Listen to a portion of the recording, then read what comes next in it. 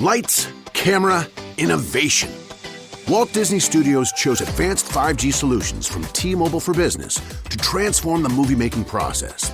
Together, we kept a remote production hub in Hawaii in sync with a team in California to bring Lilo and Stitch to theaters this summer. This is picture-perfect collaboration. This is Walt Disney Studios with T-Mobile for Business. Take your business further at T-Mobile.com/now.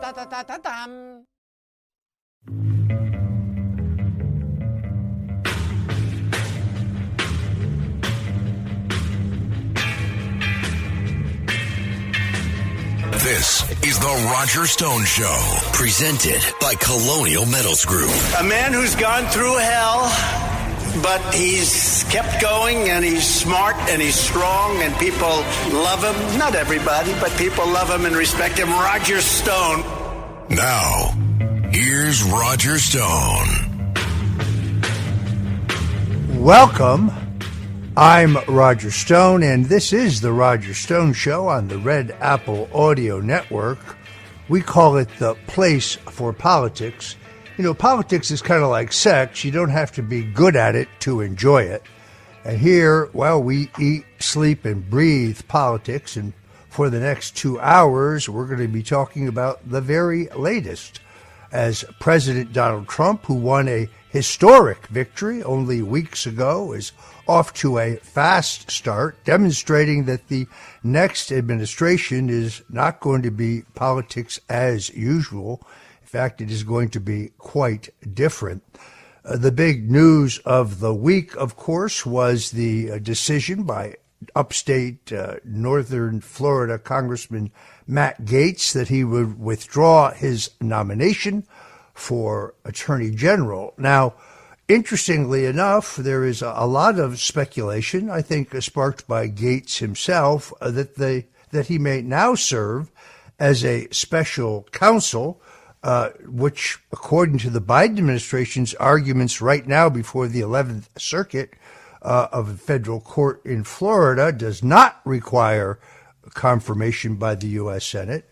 Presumably, Gaetz would be assigned to study the Russian collusion hoax, which, as I have said, is the greatest single dirty trick in American politics.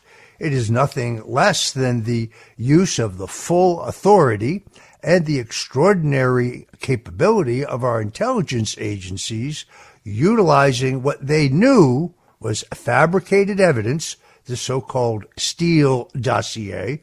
That was a report that falsely claimed that Donald Trump, when in Moscow as a private businessman, cavorted with Russian prostitutes. It was fabricated and paid for by Hillary Clinton. And then, of course, the false claim that the Russians had conducted an online hack into the Democrat National Committee, a claim for which the government has no evidence whatsoever because, well, it didn't happen.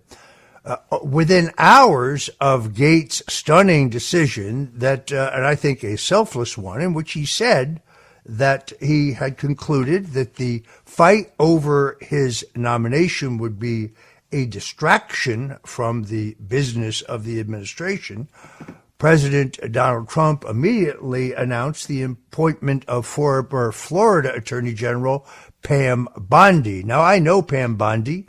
I live in Florida. I have very high regard for her capabilities. But for anyone who thinks that Pam Bondi is going to be less aggressive in the role of Attorney General when it comes to ending the politicization of the DOJ or pursuing those who most definitely have broken the law, let's listen to Pam Bondi on that topic. When Republicans take back the White House, you know what's going to happen? The Department of Justice, the prosecutors will be prosecuted, the bad ones. The investigators will be investigated because the deep state, last term for President Trump, they were hiding in the shadows. But now they have a spotlight on them, and they can all be investigated. I think that kind of sums up where Pam Bondi is going. She's a skilled prosecutor. 100% loyal to the president. And there is a huge difference here when it comes to the question of justice. No, this is not revenge. This is about the law. It's about the simple question of justice. If people like FBI Director James Comey or CIA Director John Brennan violated the law, well, we have a grand jury and a judicial system for that.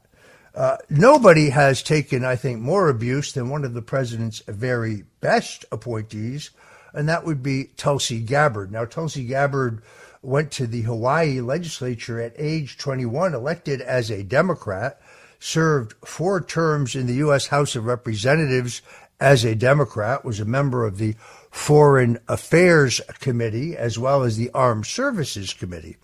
She ran for president as a Democrat in 2020, but when she criticized Kamala Harris, incredibly, the Biden administration had TSA put her on a secret domestic terrorist watch list.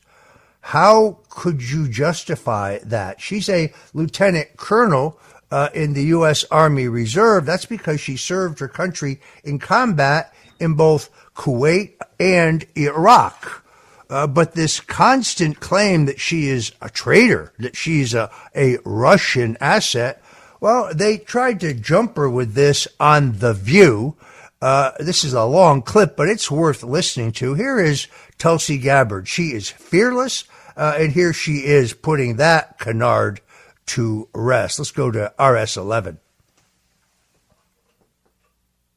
I want to start with something that I think is also important about facts, because recently on your show here... I was just going to get to that. Good. Helping you out.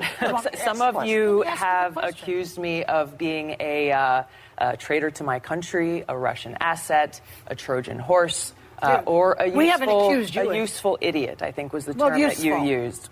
Which basically means that I'm naive or lack intelligence to know what's going on. They use that. I guess we're getting a little bit far ahead of ourselves, but Franklin Graham finds you refreshing. He doesn't find me refreshing. Richard Spencer, the white nationalist leader, says he could vote for you. Joy, this is why you're on Tucker Carlson at least 10 times. Why don't you go on Chris Wallace's show? This is why I'm here, because you and other people continue to spread these innuendos that have nothing to do with who I am. You called her the queen of warmongers. You doubled down, unfortunately, on the baseless accusations that she made that strikes at the core of who I am. I'm a soldier. We actually have the clip of Hillary Clinton, just to put this in context of what we're talking about. Let's take a look at that. I'm not making any predictions, but I think they've got their eye on somebody who's currently in the Democratic primary and are grooming her to be the third-party candidate. She's the favorite of the Russians. That's assuming Jill Stein will give it up, which she might not, because she's also a Russian asset. So really? I mean, this is outrageous. This is outrageous and offensive on so many levels. It's offensive to me as a soldier, as an American, as a member of Congress, as a veteran, and frankly, as a woman, to be so demeaned in such a way. But you called her the personification of rock. So demeaned She's a woman in such a way. Well, I'm pointing to the fact that she has continued this legacy of being the world's police around the world, that has waged wars costing the lives of thousands of my brothers and sisters in uniform. And what's your evidence to that? To change. Well, Are you serious? Let's hear it. Are you serious? Let's hear it. I served in the war in Iraq. Not you, her. You're saying that she's exactly. She's a warmonger. I served in the war in Iraq that she championed. She championed a regime change war in Libya. Did you not believe in that war? I believe the lies that were told to us. Well, so did she. It is indisputable to say anything other than the fact let me just close this out, that Hillary Clinton throughout her career has led with a foreign policy of interventionism and being the world's police, going and toppling dictators in other countries that has caused such destruction and loss of life. I'm against that. If something was so catastrophic that we did have to draft people, why shouldn't women go? But why bring it up in an election year are my two questions. Well, first of all, we shouldn't have a draft. At all? No, I don't think so. What if it's an emergency? Well, the fact that they're bringing this up now, to me, points to the fact that the only reason we would need a draft is because our warmongering politicians are starting wars that they know the American people aren't going to support. When you look at what happened after the attack on... Well, they didn't start the wars. Well, when you look at what happened... Well, you look at what happened after the attack on Pearl Harbor. Thousands and thousands of people from all across the country set aside their lives and volunteered because they wanted to go and fight for freedom and security and for peace. And you look at what happened after the attack on 9/11. So many Americans like myself, we enlisted to be able to ensure the safety, security, and freedom of the American people. To me, it's a big red flag that they're bringing this up right now, first of all, as we have multiple wars burgeoning around the world. But as a you know, I've been deployed 3 times to different war zones. I don't want to be in a foxhole next to somebody who doesn't want to be there. And it is because of my love for our country, and specifically because of the leadership that President Trump has brought to transform the Republican Party and bring it back to the party of the people and the party of peace, that I'm proud to stand here with you today, President Trump, and announce that I'm joining the Republican Party. The party of the people, the party of equality, the party that was founded to fight against and end slavery in this country. It is the party of common sense, and the party that is led by a president who has the courage and strength to fight for peace. It's the Democrat elite and the permanent Washington establishment, the war machine made up of both Democrats and Republicans, who are abusing their power, undermining our God-given rights and freedoms enshrined in the Constitution, with one goal and objective in mind: protecting their power at any cost. Now, every member of Congress and the U.S. Senate, they all took an oath. The sad reality is that many of these very people who raised their right hand and said those words pose a direct domestic threat to the freedom of our country today. That was Tulsi Gabbard. If you're just tuning in, this is the Roger Stone Show on the Red Apple Audio Network, and we'll be right back. This is the Roger Stone Show.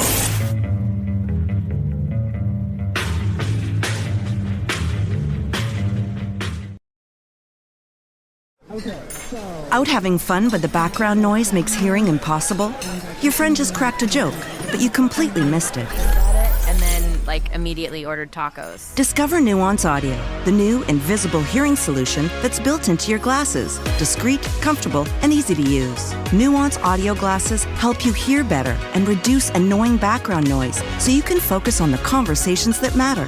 Find a store near you at nuanceaudio.com.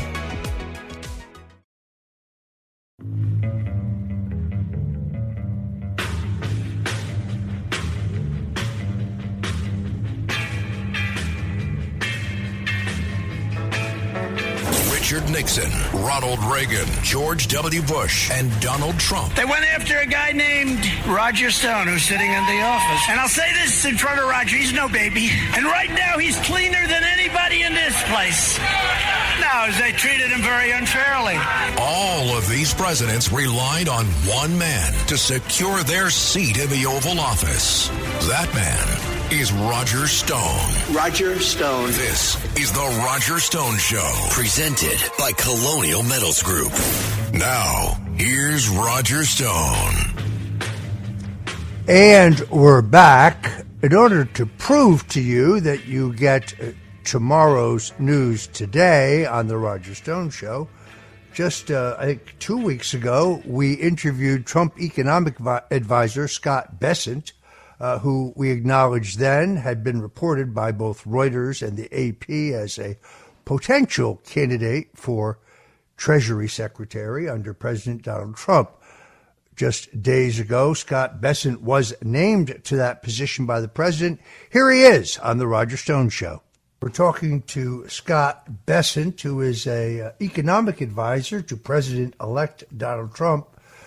He had the opportunity to ride the plane for the final couple weeks of the campaign. He was right there in the thick of the action. President Trump himself told me last Friday night of his high regard for our guest, and I share that high regard, just having an opportunity to get to know him over the last couple of days and read an enormous amount about him. Scott, here's a question. China is seen as an existential threat to the United States. Do you agree with that characterization, and what do we do to check China, particularly economically, in the next administration? Well, I told President Trump when I came in about 10 or 12 months ago to see him that thus far his greatest achievement was waking the U.S. up to the threat of China and to the unfair trade practices. They've been expanding their military like crazy, and they've been trying to become the export leader in the world, but they do it through unfair trade practices. They suppress their currency, they suppress wages, and they keep U.S. companies out of the market. So, Roger, there are really two things here. There is China, the security threat, and President Trump has a fantastic relationship based on mutual respect with Xi Jinping. So I think that he will easily handle the security aspect. I was with him in a private meeting the other day, and a journalist said, well, what are you going to do about the Taiwan situation? And he said, he's not going to invade Taiwan under me. And if he does, I'll put a 200% tariff on him. And he knows that I'll crash his economy. So there's that Donald Trump using tariffs as deterrence, which no one else had thought to do. It's really unique, and it's a great strategy. On the other side, we do want to engage with China if they are willing to have fair and reciprocal trade. And we need to bring back critical U.S. industries. We realized we had a test run during COVID when we realized, excuse me, that so many of the key ingredients in our pharmaceuticals come from China. So many of the what are called rare earths, which go into high alloys. I'll tell you an interesting story. One of the brightest people who ever worked for me, this woman actually predicted the pandemic. She had been reading a lot. She thought, well, the world's setting itself up for a pandemic. And she went and started a mask company, but then it turned out 60% of the supplies for the mask came from China, so she wasn't able to access them. So I think it's three pieces there. There's the military security piece. Let's get free and fair trade and set up a reasonable relationship with China, and let's secure our supply chains and make sure that we never have what could have happened during COVID happen again. All right, there you have it. Scott Bessent, now named by President Donald Trump as the Treasury Secretary. I'm Roger Stone.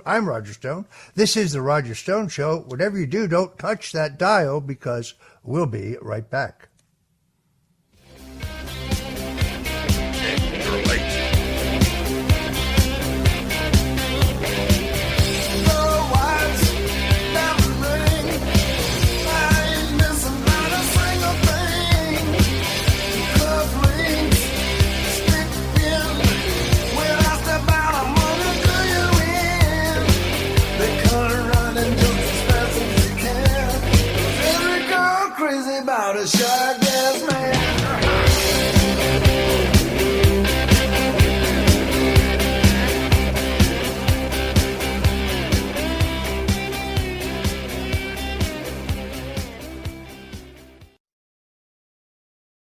Shopping is hard, right? But I found a better way. Stitch Fix online personal styling makes it easy. I just give my stylist my size, style, and budget preferences.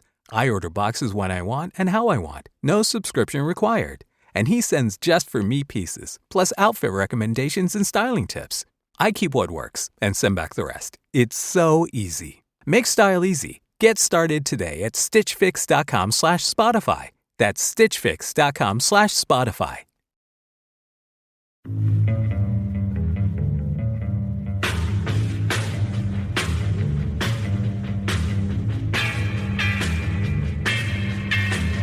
This is the Roger Stone Show, presented by Colonial Metals Group. A man who's gone through hell, but he's kept going, and he's smart, and he's strong, and people love him. Not everybody, but people love him and respect him. Roger Stone. Now, here's Roger Stone. Welcome. We're back, and it's the Roger Stone Show. Now would be an excellent time for you to go to the App Store and download the Red Apple Audio Network app so you don't miss any of the great programming that we offer here at Red Apple. As I said in the previous segment, it's going to be anything but business as usual. You see, when you get an outsider president like Donald Trump, like Ronald Reagan, like, in all honesty, Jimmy Carter, people who didn't come out of Washington and didn't necessarily come out of the political milieu, well, first the two-party political establishment tries to destroy you, but when you beat them in the election, they try to discredit you, and then, of course, they try to infiltrate you. Many times with an effort to dilute, delay, or derail your agenda. That happened to a certain extent to Carter. He was an outsider, but as soon as you get to Washington, people like Stuart Eisenstadt and Brzezinski say, oh, you don't know much about how Washington works. Let us help you here. Before you know it, the new president's agenda is out the window. Jimmy Carter's 100 years old. I don't think he is a bad man. I don't think that he is corrupt. I think he's a fine Christian gentleman. He certainly conducted his post-presidential years with dignity. He was just a terrible president. We saw it again with Ronald Reagan. He was an outsider, but he put the fig leaf out to the establishment Republicans in the body, in this case, of George H.W. Bush, and what it got us was the largest tax increase in American history. If you go back and look at Reagan's own biography, he tells you that it was the single greatest mistake of his presidency. But that's not going to happen this time.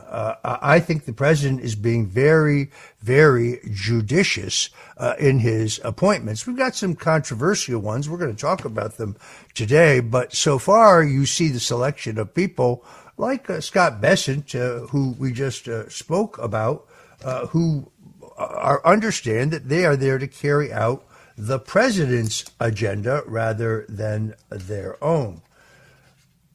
One of the things that keeps getting raised, of course, is the issue of how the Justice Department will conduct itself in a Trump presidency. The Democrats keep talking about retribution, but retribution isn't about revenge. It's about restoring balance, truth, and divine justice. The universe remembers every action, and the scales will always tip towards righteousness in the end. And righteousness is what we look for. An extraordinary story that I just saw in the Washington Times, which really did blow my mind. This is by Carrie Pickett, who is an excellent reporter. Carrie Pickett has now with the Washington Times, where she's a senior congressional reporter for the Washington Times, but previous to that, she wrote for the Daily Caller and the Washington Examiner, someone I have had enormous respect for in terms of her very rigorous impartiality and integrity in her reporting. She reports that, the efforts by the deep state and the Obama administration to undermine President Donald Trump started far, far earlier than we had even thought. In fact, Carrie Pickett reports that a whistleblower has come forward to tell us that FBI Director James Comey had two, what they call honeypot spies, actually infiltrate Donald Trump's 2016 campaign. For those who aren't familiar with the term, a honeypot spy is, in this case, an extraordinarily attractive young lady who was planted into the Trump campaign apparatus, was actually traveling with the campaign. The House Judiciary Committee is now examining, according to Carrie Pickett, a whistleblower report that said that the FBI targeted Donald Trump soon after he announced his presidential campaign. That would have been June in 2015 in an off-the-records operation that was ordered by FBI Director James Comey himself. This predates the Crossfire Hurricane operation. The FBI agent involved in the probe revealed that this off-the-books criminal investigation was in what they call a protected disclosure and was sent to the House Judiciary Committee.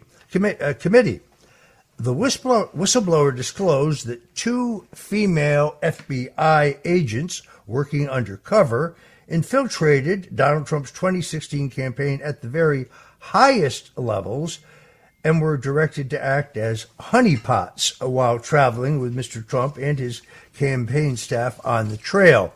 Now, according to these new disclosures published by the Washington Times, the investigation differs completely from what we know as the later Crossfire Hurricane counterintelligence operation targeting what turned out to be non-existent Russian collusion with the Trump campaign. According to the Washington Times, this early off-the-books probe was a criminal investigation targeting Mr. Trump and his presidential campaign staff. The agent in question, the whistleblower, says that Mr. Comey, the FBI director, ordered this FBI investigation against Trump and personally directed the entire operation.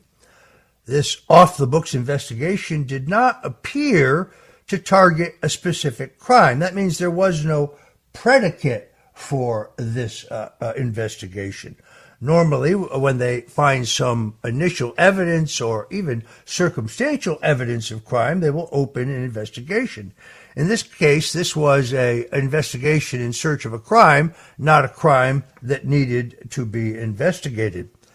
The House Judiciary Committee spokesman told the Washington Times that the committee intended to look into these claims. The whistleblower said that the undercover operation was hidden from the Department of Justice's Inspector General, Michael Horowitz, who investigated the misconduct of the FBI during the Trump campaign.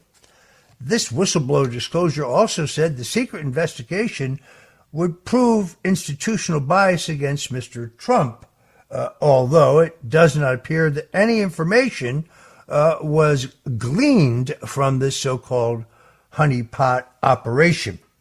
This makes Watergate look like small potatoes, folks.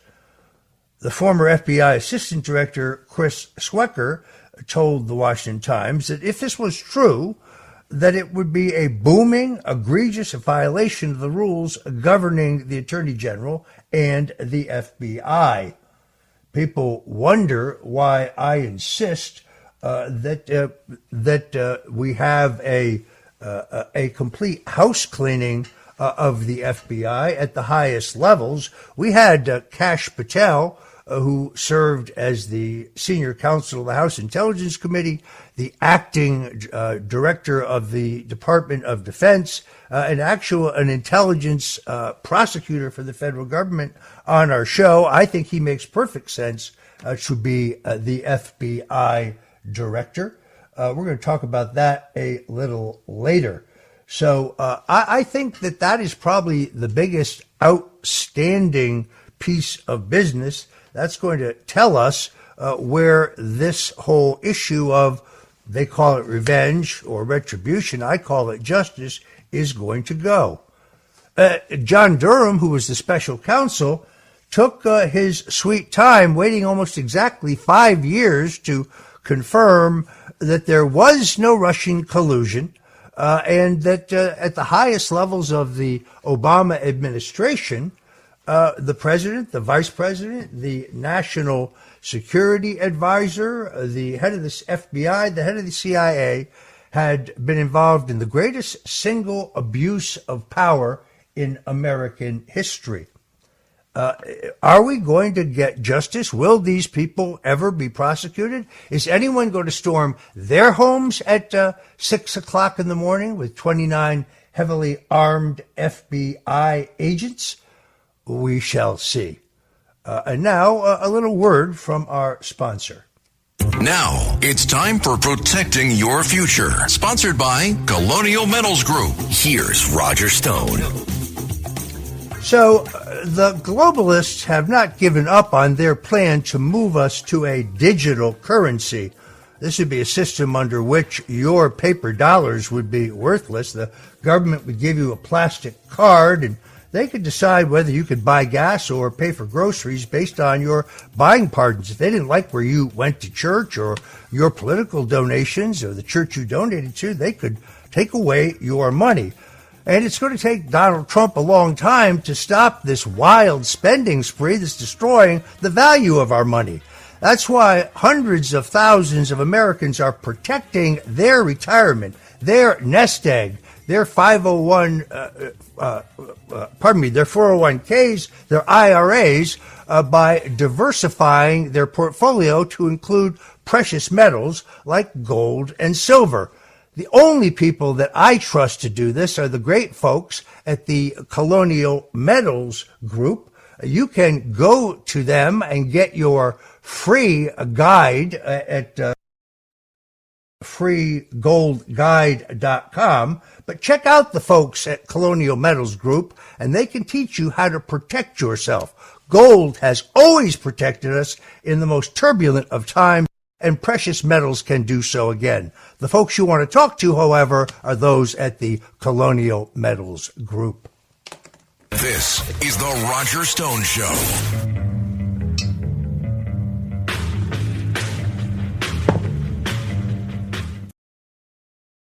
Oh my God, it's the coolest thing ever. Hey guys, have you heard of Goldbelly? Well, check this out. It's this amazing site where they ship the most iconic, famous foods from restaurants across the country, anywhere nationwide. I've never found a more perfect gift than food. They ship Chicago deep dish pizza, New York bagels, Maine lobster rolls, and even Ina Garten's famous cakes. Seriously. So if you're looking for a gift for the food lover in your life, head to goldbelly.com and get 20% off your first order with promo code GIFT. This episode is brought to you by Hulu, presenting Paradise. Paradise is Hulu's critically acclaimed addictive drama series, starring Sterling K. Brown, Julianne Nicholson, and James Marsden. The Daily Beast calls Paradise your next TV obsession, and the New York Times says it's exhilarating in all the right ways. Paradise is for your Emmy consideration in all categories, including Outstanding Drama Series. For more information, visit fyc.hulu.com.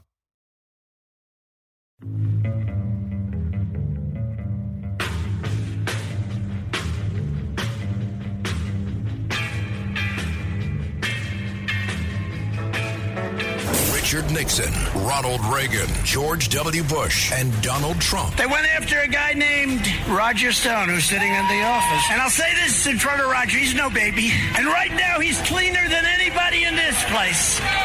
No, they treated him very unfairly. All of these presidents relied on one man to secure their seat in the Oval Office. That man is Roger Stone. Roger Stone. This is the Roger Stone Show, presented by Colonial Metals Group. Now, here's Roger Stone.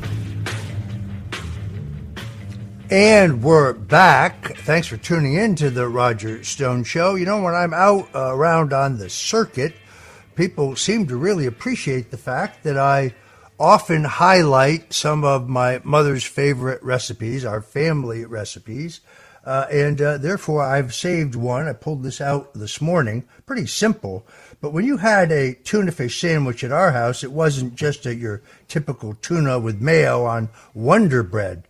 Instead, my mom put together what we called Italian tuna salad. Now, all you need is a can of dark Italian tuna packed in olive oil, a quarter of a white onion diced, 6 black olives pitted and sliced, 2 tablespoons of olive oil, 1 tablespoon of red wine vinegar, salt and black pepper.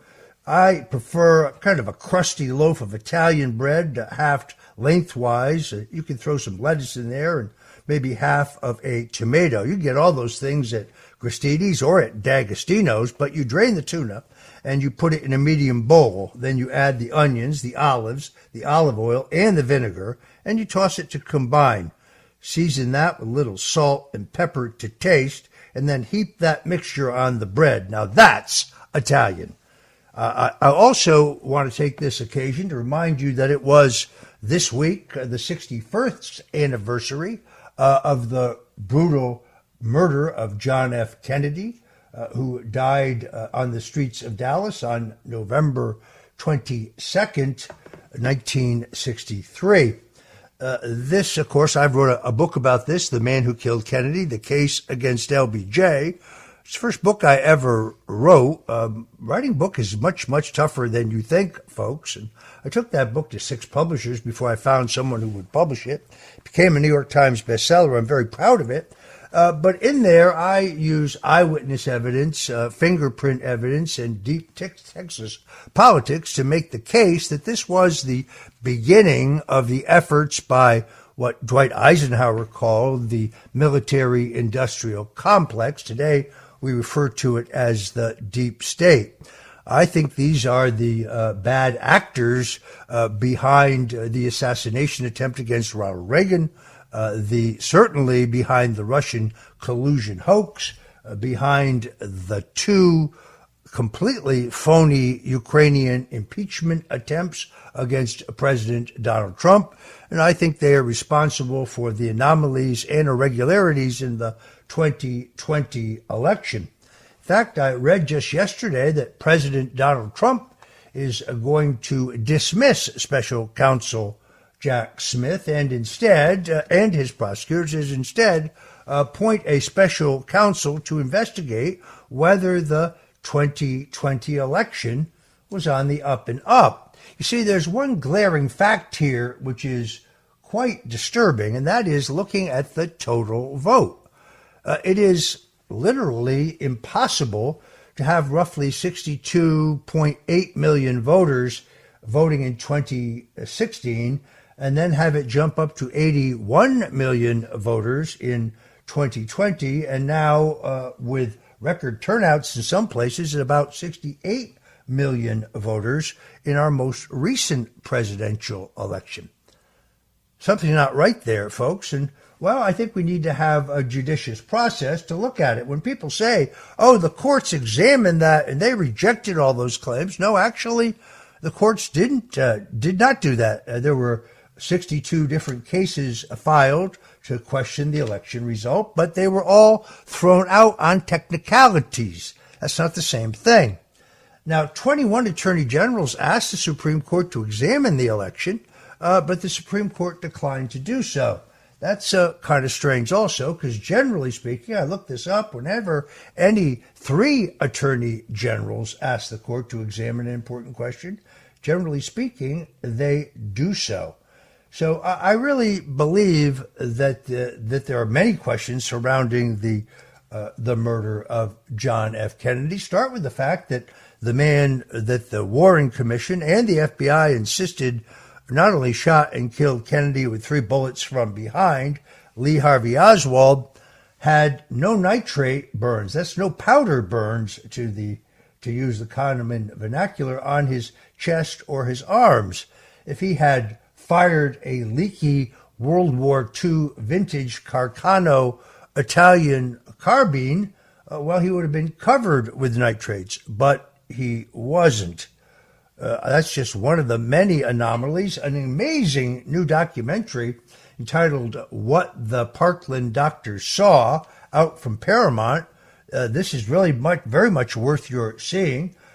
You have, first of all, a substantial number of the doctors who attended JFK at Parkland Hospital in Dallas still alive.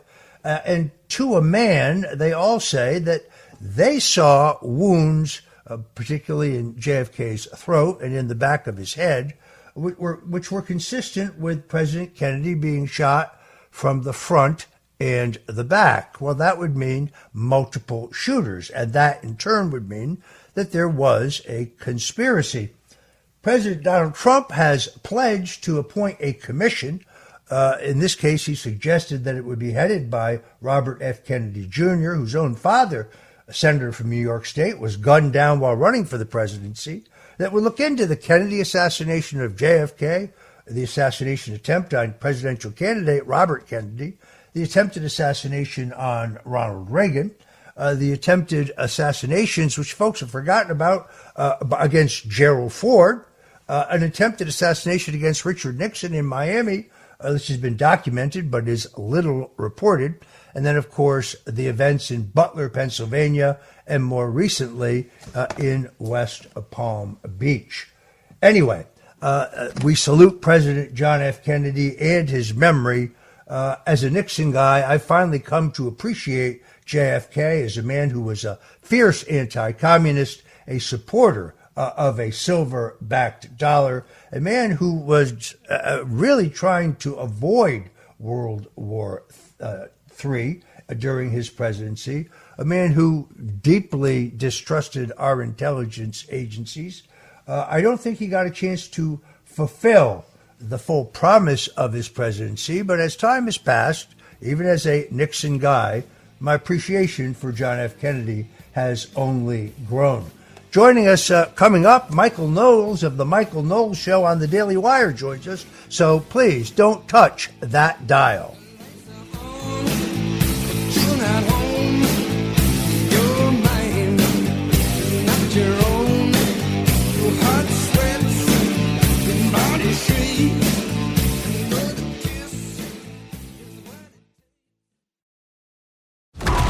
Impact confirmed. The Slayer has been activated. Demonic threat level increasing. Hold the line! All the power of hell cowering before one man. id Software presents Doom, The Dark Ages. Available now on Xbox Series X and S, PlayStation 5, and PC. Rated M for mature.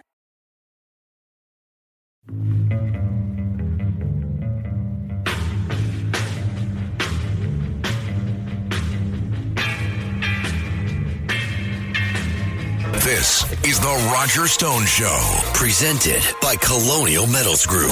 A man who's gone through hell, but he's kept going, and he's smart, and he's strong, and people love him. Not everybody, but people love him and respect him. Roger Stone. Now, here's Roger Stone. And we're back. This is the Roger Stone Show on the Red Apple Audio Network. Coming up on our show, actor, singer, director, producer, and entertainer Robert Davi is going to join us. But right now, we are pleased to have with us Michael Knowles. He's the host of the Michael Knowles Show on the Daily Wire. I met him, I think, for the first time at a great Catholics for Catholics event at Mar-a-Lago, and I enjoy his show online. He's an outspoken proponent of freedom and our country, and it is our privilege to have him with us. He was on my net-based show, and we got so much great commentary that I wanted to invite him to join us here on the Red Apple Audio Network. Michael, welcome to the Roger Stone Show. Oh, Roger, great to be with you. Thanks for having me. Well, there's certainly a sea change out there. You know, prior to the election, particularly in the somewhat blue area that I live in, when I would go to the grocery store, the drugstore, the pet store to get food for my babies, I would wear a baseball cap or a hat and glasses, never wear a politically oriented T-shirt. Didn't particularly want people to yell at me that I was a Russian traitor.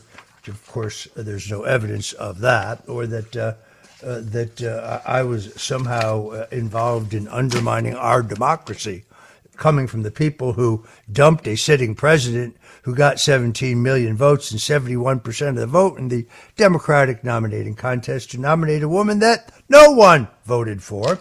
But the day after the election, I was wearing this great Trump for Peace T-shirt, which Anthony Constantino, the CEO of StickerMule.com, had given me as a gift. We had him on the show last weekend. He is, I think, going to run for the seat that Elise Stefanik is vacating in upstate New York. I don't know that he's made a final decision, but he seems to be moving towards it. Anyway, it's a great T-shirt.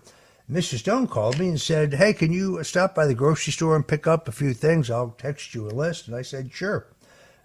So I changed. I didn't change. On the way home, I went into the grocery store wearing this T-shirt, and it was not a subtle T-shirt, to say the least. And I was amazed how many people. I don't mean two or three. I mean 22, 25 people came up to me, disproportionately African American. I know that's not a scientific sample, but it's the truth, and telling me how happy they were with the election results, how they believed that our country had been saved, that how terrible the quality of life had spiraled downward during the current administration. And I see this in the cities, watching it online, people in New York and people in Philadelphia, people wherever the president travels now, lining both sides of the road. There's a new spirit in the country. There's a new optimism in the country. It's like a veil has been lifted. Do you feel the same way? I absolutely do. I've had similar experiences when I'm out and about, and I don't think it's that the country changed November 6th to 7th or 5th to 6th.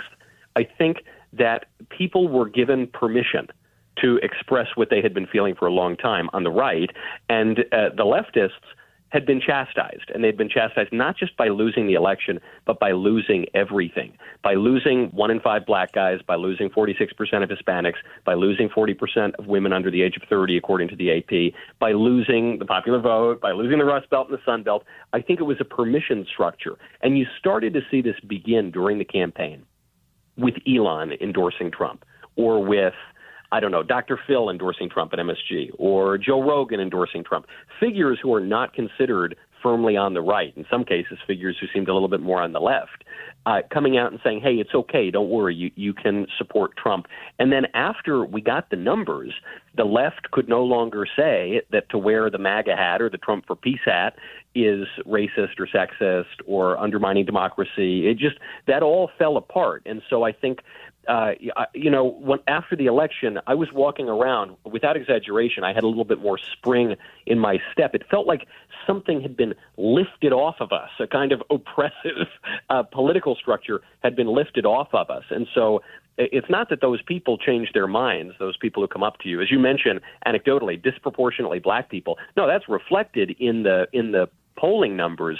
I think now people just feel that we can say it, and our opponents have nothing to say to us in response. So let me ask you this. We talked about this a little earlier in the show, but I want to get your view. How do you feel about the decision by Congressman Matt Gaetz to withdraw from consideration for the position of Attorney General? And what do you think about the new pick, Pam Bondi? Pam Bondi seems like a good pick. In fact, I remember, Roger, I was on your other show just, I think, moments after Matt Gaetz was announced in the first place, and you said, I didn't quite see that one coming, and I don't think any of us saw that coming. If I'm trying to read a little bit of political strategy in here, I see how Gaetz was able to benefit from this in as much as the nomination gave him an opportunity to resign from Congress before that ethics committee report was going to come out and was going to bury him. Even if Congressman Gaetz could say, look, the DOJ looked into this, the DOJ did not find sufficient evidence to pursue charges, this is legally a done matter. You know as well as anybody that's not going to necessarily matter in the court of public opinion. So the congressional Democrats were ready to just dump this avalanche of accusations on Gaetz. It probably helps him to have an off-ramp from Congress, but he was always going to face a huge uphill battle. I think Polymarket put his odds of confirmation at 28% shortly after he was picked. So, he put out a good fight, distracted a little bit from some of Trump's other picks for a while. So in that way, I think the transition might have been able to benefit. But now we moved on to Pam Bondi, where even you have the legal analyst on CNN admitting that this woman is as qualified or more qualified than any AG we've had in the past 50 years. So in a way, Matt Gaetz might have been President Trump arguing past the sale so that now he puts up Pam Bondi and she's basically a shoo-in. It is amazing to me now. We talked about this a little earlier. I'm very, very high on the nomination of Tulsi Gabbard. But this just in, Senator James Lankford of Oklahoma, he says he's a conservative, basically saying that she's a foreign asset. and that he has grave concerns about voting for her confirmation. This guy never seems to learn. Your thoughts? Yes, Senator Lankford stepped into it a little bit when he was carrying water earlier in the year for legislation that was manifestly not conservative. It's too bad. I want to extend the guy the benefit of the doubt and a little bit of grace here. Sometimes, people fall for the liberal propaganda and for the predations of leadership, which is often at odds with the conservative movement. But this seems really misguided. After we've now spent almost a decade watching the corrupt media and the DOJ accuse anyone who opposes them of being a Russian stooge, to see the same attack wielded against Tulsi Gabbard by some Republicans, that's really unfortunate. I can't quite understand what the attack is. I know that the Russian asset charge against Tulsi Gabbard began with Hillary Clinton, and it's ironic because in 2016 Hillary Clinton herself colluded with the Russians and the Democrat Party to come up with that bogus Steele dossier, which came from Russian intelligence in part. So that's a really rich charge. It's been totally disproven, time and time again. So I guess it's just because Tulsi doesn't have a bloodthirst to bomb every country in the Middle East that Tulsi Gabbard is representing a Republican shift away from Wilsonian expansionism, in a foreign policy that used to be identified primarily with the left, a return in many ways to a more conservative foreign policy. I think it's terribly misguided for Senate Republicans to try to get in the way of President Trump's nomination. Trump ran ahead of Senate Republicans. He ran ahead of House Republicans in this race. When there's a battle between President Trump's agenda and the average Republican agenda, the American people have made clear they support Trump's agenda. So it seems to me that the Senate needs to give the man his picks. All right, folks, if you're just tuning in, we're talking to Michael Knowles of the Michael Knowles Show on the Daily Wire, and we'll be right back. So whatever you do, don't touch that dial. This is the Roger Stone Show.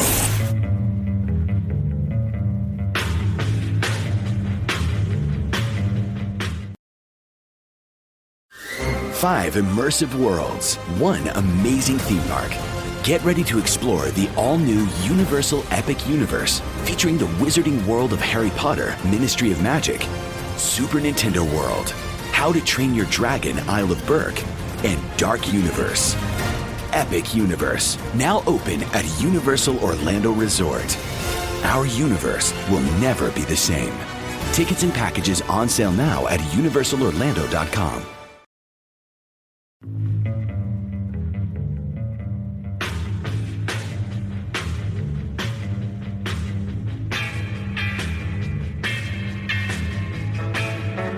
Richard Nixon, Ronald Reagan, George W. Bush, and Donald Trump. They went after a guy named Roger Stone, who's sitting in the office. And I'll say this in front of Roger, he's no baby. And right now, he's cleaner than anybody in this place. No, they treated him very unfairly. All of these presidents relied on one man to secure their seat in the Oval Office. That man is Roger Stone. Roger Stone. This is the Roger Stone Show, presented by Colonial Metals Group.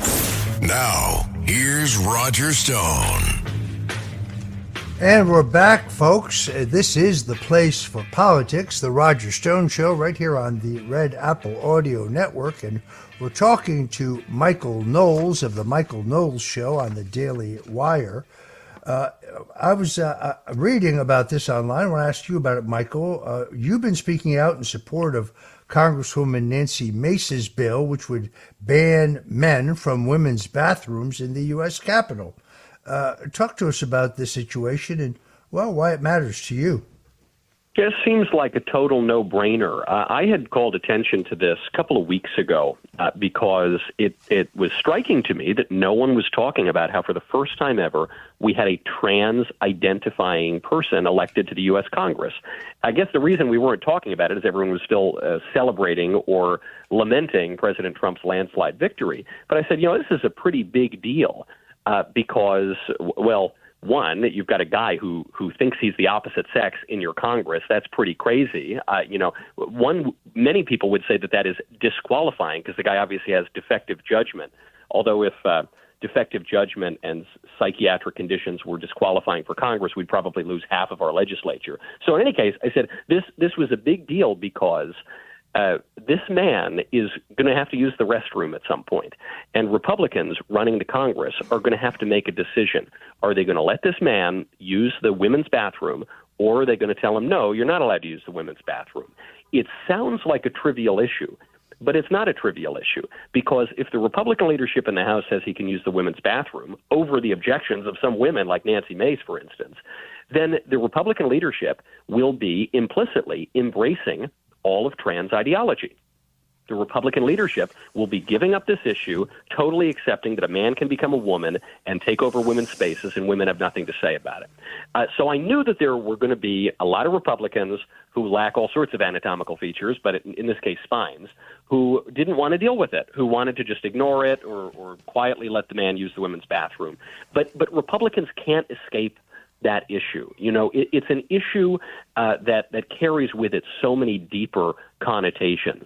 The left knows this. This is why the left has spent so much time and so much money on this issue. They want to accuse Republicans of talking about the transgender issue. We didn't bring it up. We're not the ones who tried to push this ideology in bathrooms in North Carolina all the way into elementary school classrooms. It's the left that's the aggressor, and we're just reacting. And it turns out that most people agree with us. So my argument here in defense of Congresswoman Mace is, one, it's a matter of justice. Women should not be forced to give up their private spaces and their legitimate rights to disturbed men who have fantasies that are out of accord with reality. That's the first part. But the second part politically is that this issue is a big winner for Republicans. This transgender issue, the bathroom issue actually, is largely what flipped Virginia red for Glenn Youngkin. It's what gave Ron DeSantis a massive re-election victory in Florida. I think it inspired many voters in this election because even if you don't care about weird sex stuff and you don't think about bathrooms very much, I think this issue, the left's embrace of transgenderism, has shown ordinary voters that the left has lost the plot, okay? They have lost the common sense. They think a man can be a woman. We all know that isn't true. So as a matter of justice, women should keep their rights in their spaces. But also just as a matter of politics, Republicans would be crazy to give this issue up. This is a winner for Republicans. We should keep pressing ahead. Very interestingly, just this morning I was speaking to a friend of mine who is a very, very prominent and very, very capable Democrat political consultant and strategist. Yes, I do have a few such friends. It used to be much more common than it is today, but this is a guy who's very good at what he does. And I've actually been up against him back in the days when I was a political consultant. I don't by and large do that anymore. And I beat him a couple times. He beat me a couple times, but a very, very smart guy. He told me that he thought the Trump campaign's ad about Kamala Harris supporting taxpayer financing for transgender surgery for inmates was one of the most brilliant, hard-hitting, and effective ads he'd ever seen. And that in states like Pennsylvania, where they really ran this ad very aggressively, he thought that it was an absolute game changer. This is coming from a Democrat who's not so woke that he'll tell you the truth. Michael, I'm very excited about the upcoming Thanksgiving. If for no other reason, I need a few days off desperately. How do you and your family celebrate Thanksgiving? Well, I'll be visiting my family in New York, and love New York, but as you well know, Roger, it's much more of a liberal place, and my family is largely liberal. So you hear every year about the conservative uncle, how to talk to your conservative uncle at Thanksgiving. I am the uncle. That is me. I will be bringing cigars, celebratory for what's been going on this month. But usually we keep politics aside. It's not too big a deal. I'll try to keep the gloating to a minimum and just focus instead on the wine and the turkey and the pumpkin pie. Well, my family and I are going to drive up to see friends in Jacksonville, Florida. It's kind of become a tradition. We're taking the dogs with us and get out in the country among the regular people where you can go to the grocery store without fear of anyone calling you a Russian spy. Michael Knowles of the Michael Knowles Show. Tell folks where they can see your daily show. Well, you can go get my show at the Daily Wire or wherever you get your podcasts, YouTube, Spotify, all over the place. You can get it on terrestrial radio around the country. And you can find all of that at michaeljknowles.com, where you can get links to everything from my books to my Mayflower cigars and everything in the middle. All right, there you have it. Michael Knowles. Michael, you have a permanent invitation here on the Roger Stone Show. Anytime you feel you have something important to say, you're welcome here. God bless you, my friend. Thank you for having me, Roger. Great to be with you. Comes from check. Guess what, bitch?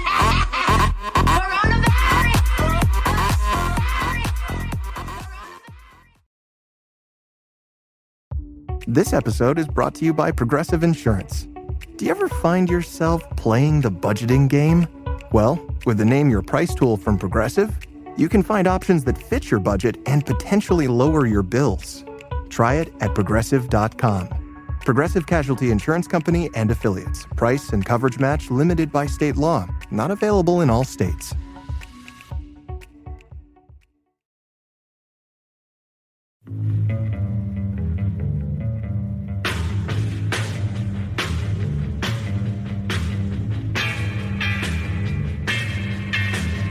This is the Roger Stone Show, presented by Colonial Metals Group. A man who's gone through hell, but he's kept going, and he's smart, and he's strong, and people love him. Not everybody, but people love him and respect him. Roger Stone.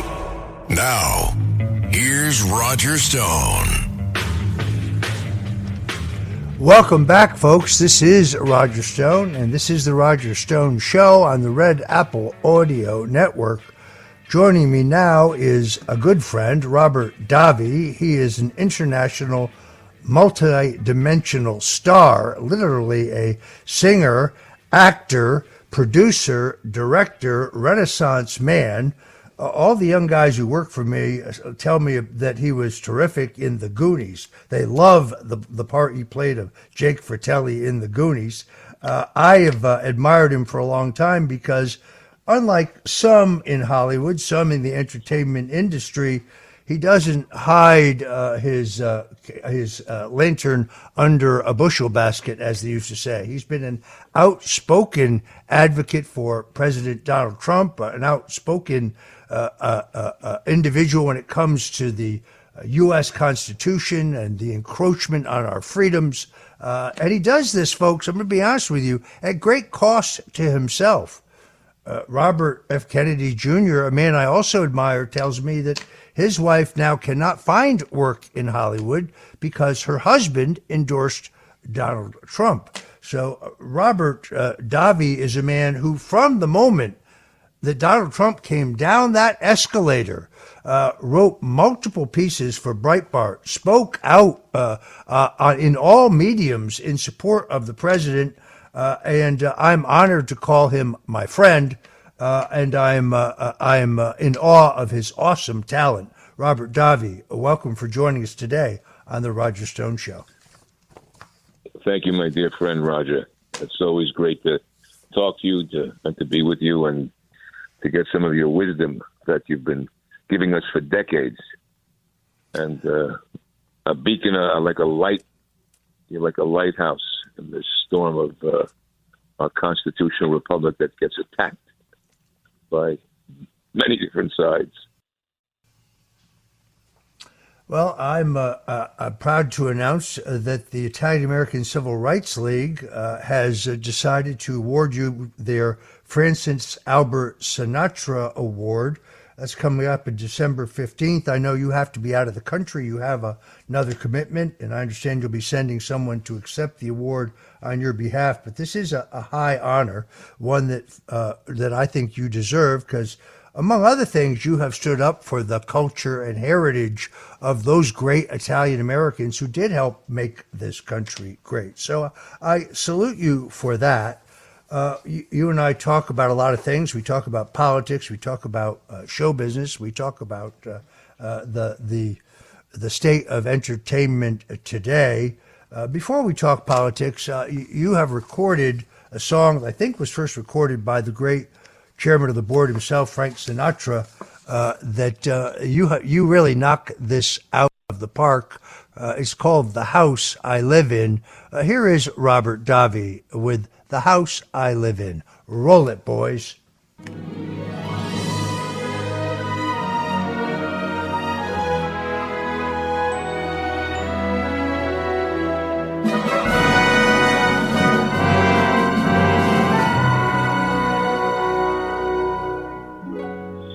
What is America to me?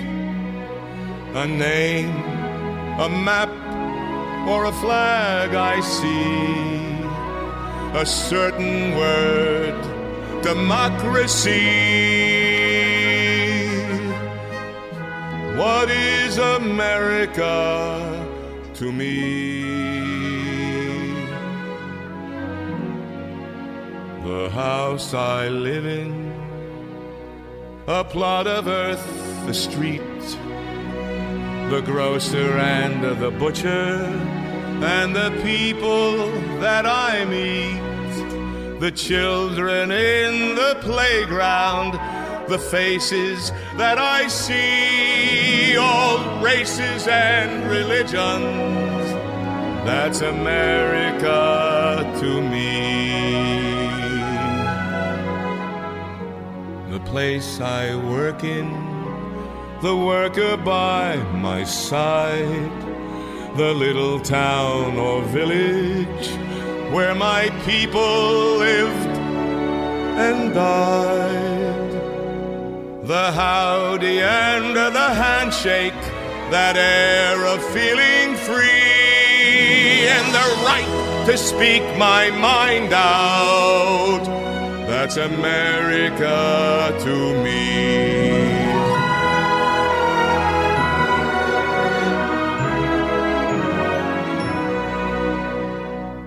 The things I see about me, the big things and the small, that little corner newsstand and a house a mile tall, the wedding and the churchyard, the laughter and the tears, and this dream that's been a-growing for about 250 years. The place I live in, the street, the house, the room, the pavement of the city, or a garden all in bloom. The church, the school, the clubhouse, the million lights I see, but especially the people. Yes, especially the people.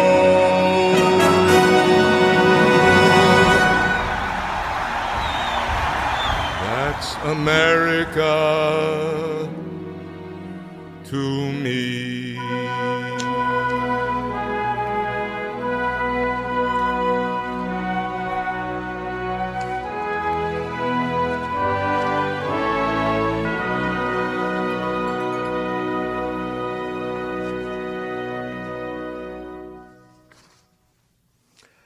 Absolutely incredible. Right up there with the chairman of the board, Old Blue Eyes himself. Robert, why did you decide to cover that song? Well, I saw, first off, Sinatra did it for the first time in 1946 when they did a short film that won a special Oscar. And it was at a time when we had this anti-Semitism and, World War II and the civil rights issues. And I felt back in 2015, I did the version for the first time, 2015.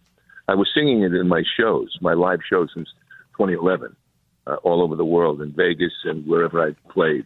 I would have that in every performance. It got tears and cheers. And I felt the country had to be reminded there hadn't been that song that unified us in a certain way, The House I Live In. And it just was something very special to me growing up. Again, what Sinatra had done, and the hope that Donald Trump provided for America back in 2015 when he announced. And I then recorded it. I was singing it live, and Chris Walden did the arrangement, the great multi-Grammy-winning arranger. He's legendary. And it was the sentiment to America that I felt we all have missed, that unifying aspect, all races and religions, And it's the house we live in. And we were destroying it, as we saw in New York, in many different ways. Even when you think about no more coal-burning pizza in New York City, which was every aspect of our beloved society, the traditions of America were under attack. And so that's one of the reasons why I felt a need to want to bring it back. We'll talk politics in a minute, but the legendary producer and arranger Quincy Jones, who passed away recently, after hearing and seeing your performance, said, "I've never heard anyone come this close to Sinatra's sound, yet still be completely himself. Many have tried, but Robert Davi has the voice, the tone, the flavor, the swagger. He absolutely touched me to my soul and brought back the essence and soul of old Blue Eyes himself, at the same time being completely Robert Davi." That's a high praise indeed, my friend. You are listening to The Roger Stone Show here on the Red Apple Audio Network. When we come back, we're going to talk politics rather than show business with one of the greatest entertainers of the day, Robert Davi. So whatever you do, please don't touch that dial. This is The Roger Stone Show.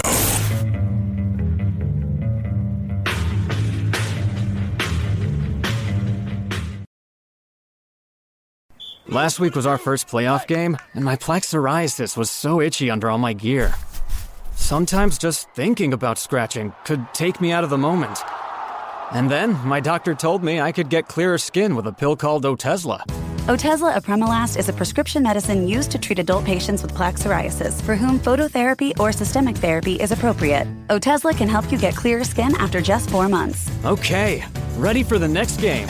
Talking to my doctor about a pill was a total game changer. Don't use Otezla if you're allergic to it. Get medical help right away if you have trouble breathing or swallowing, swelling of the face, lips, tongue, throat, or arms. Severe diarrhea, nausea or vomiting, depression, suicidal thoughts, or weight loss can happen. Tell your doctor if any of these occur and if you have a history of depression or suicidal thoughts. Live in the moment. Ask your doctor about Otezla. Call 1-8444-OTEZLA or visit Otezla.com for prescribing info about cost, and more.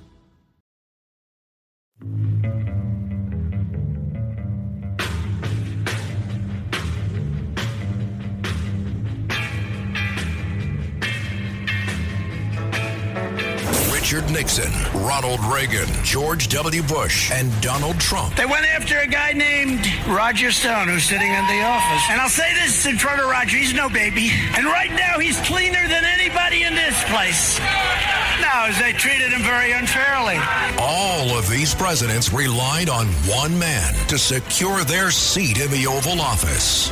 That man is Roger Stone. Roger Stone. This is The Roger Stone Show. Presented by Colonial Metals Group. Now, here's Roger Stone. And we're back. We're talking to Robert Davi, who is an international multi-dimensional star. He is an award-winning prolific actor with well over 150 films to his credit, a screenwriter, director, producer, and what some may, to their own detriment, not know, an incredible jazz vocalist. He's also an outspoken patriot and a good friend, somebody who, unlike many in Hollywood, hasn't been afraid to speak out about his strong support for President Donald Trump and his belief in our Constitution and the direction of the country these last couple of years. So that's probably a great place to start.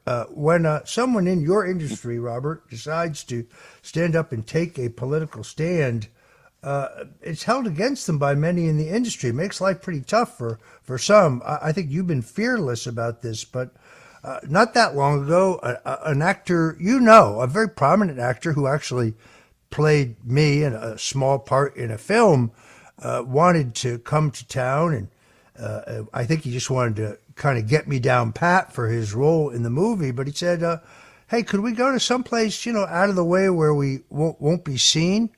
I thought that was odd. So has your career suffered for the fact that you're outspoken? Well, let me put it this way. First off, I want to thank and talk about Quincy Jones, who has just passed. Now, Quincy, I did a show, and Quincy Jones brought 17 people to that show, and then a couple of days later, people were calling me up and said, you should see what Quincy wrote on his Facebook page. And that was a thrill because, of course, he and Sinatra were very close since the late 1950s. And when I first did my shows, I got a nice message via someone from Tina Sinatra saying her dad would be proud, because also my support for animals, okay, which he loved animals.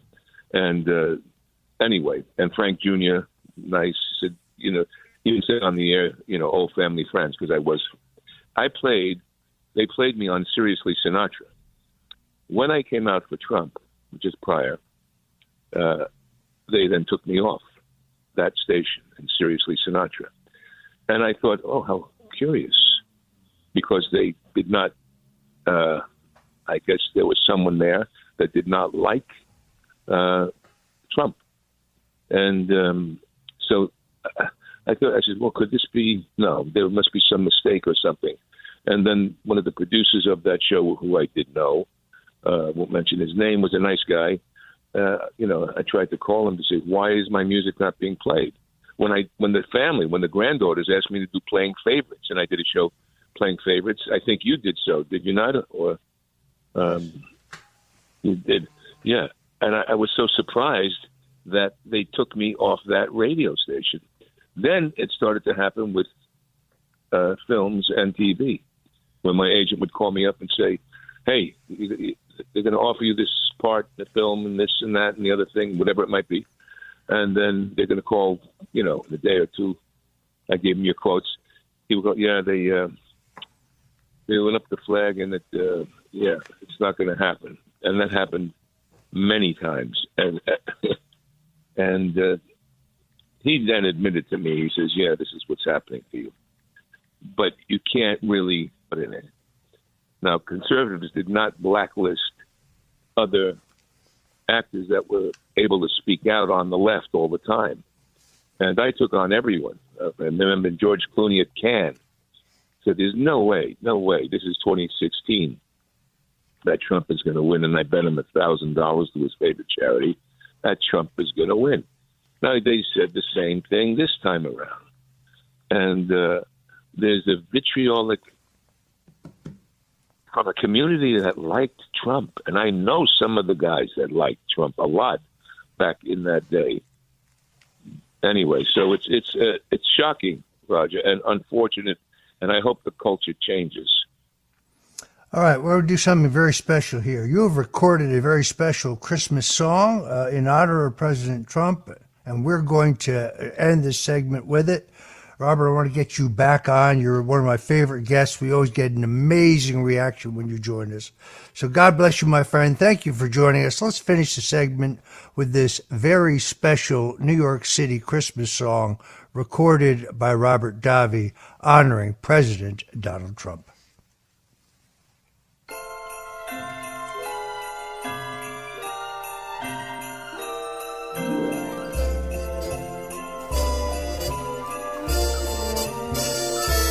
Patrick's Cathedral, horse and buggies too, Central Park, that Trump Tower view, Rockefeller Center, an ice skater's delight, that big Christmas tree brightens up the night. Holiday shoppers buying presents for you. The hustle and bustle down Fifth Avenue. New York City Christmas. New York City Christmas. Radio City, that great music hall. Frank, Dean, and Sammy all having a ball. Hot chestnuts and pretzels, their scent fills the air. Carolers singing songs of love everywhere. Bright lights of Broadway makes that falling snow sparkle and a shiny violet, emerald, and gold. New York City Christmas, that New York City Christmas.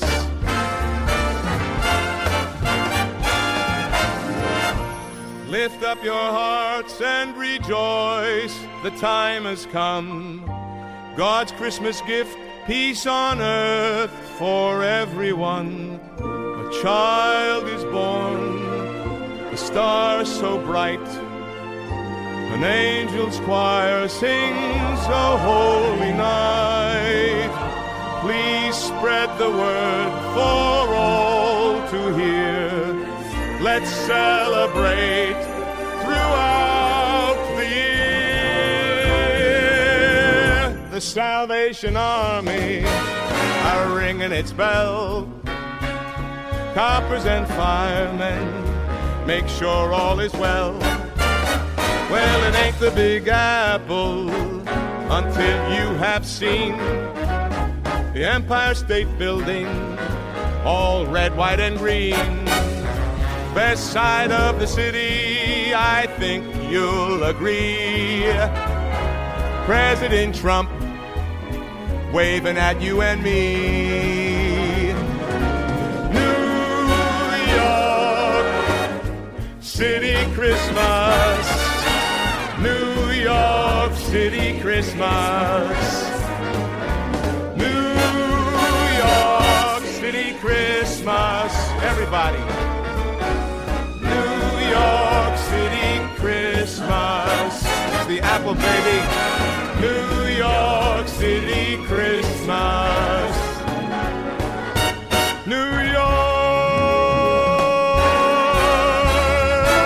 City Christmas.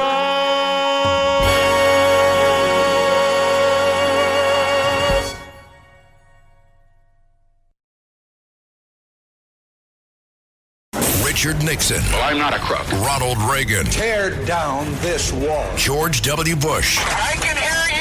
The rest of the world hears you. And Donald Trump. And a friend of mine for a long time, he only likes politics. If you ask him about how are the Yankees doing, he has no interest. If you ask him almost anything, he likes politics, and he's a professional at the highest level.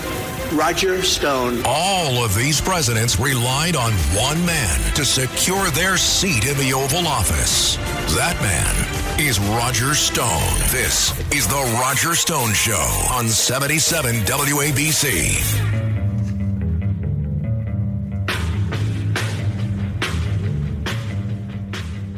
Welcome. I'm Roger Stone, and this is The Roger Stone Show on 77 WABC Radio, the most powerful, influential, and entertaining AM radio station anywhere in the United States. If you live in the greater New York, New Jersey, or even eastern Pennsylvania area, where I grew up, you can hear us at 770 on the AM dial, but any place else in the country, indeed any place else in the world, you can hear us at WABCRadio.com, because we're live streaming in 163 countries worldwide. If you love politics, this is the place to be because, well, I spent 30 years in the corroded rectum of the two-party system, and I've seen it all. I'm a veteran of 13 national presidential campaigns, and I eat, sleep, and breathe politics. Every once in a while, we'll throw in a recipe from my mother's cookbook. But beyond that, if you love politics, this is the place to be. Joining us in the next hour, Colonel Douglas McGregor, one of the foremost military tacticians and geopolitical thinkers, talking to us about why and how America is inching closer and closer to world war in the waning days of the current administration. But that's kind of a good place to start. You see, I think that the unelected bureaucrats, the so-called globalist elites, who I think were responsible for the murder of President John F. Kennedy in 1963. I've written a New York Times best-selling book on the subject, many other great books written on the subject. I think that is the beginning of this struggle against our republic. Notice I didn't say democracy. You're taking power away from the people. Ed Cox is often here on 77 WABC. He knows that President Richard Nixon says in his biography and also in the biography and the diaries of his chief of staff, H.R. Bob Haldeman, that Nixon was preparing to completely reorganize our national intelligence and security agencies, and that was a threat to those who did not want to submit to civilian rule of those who had been elected.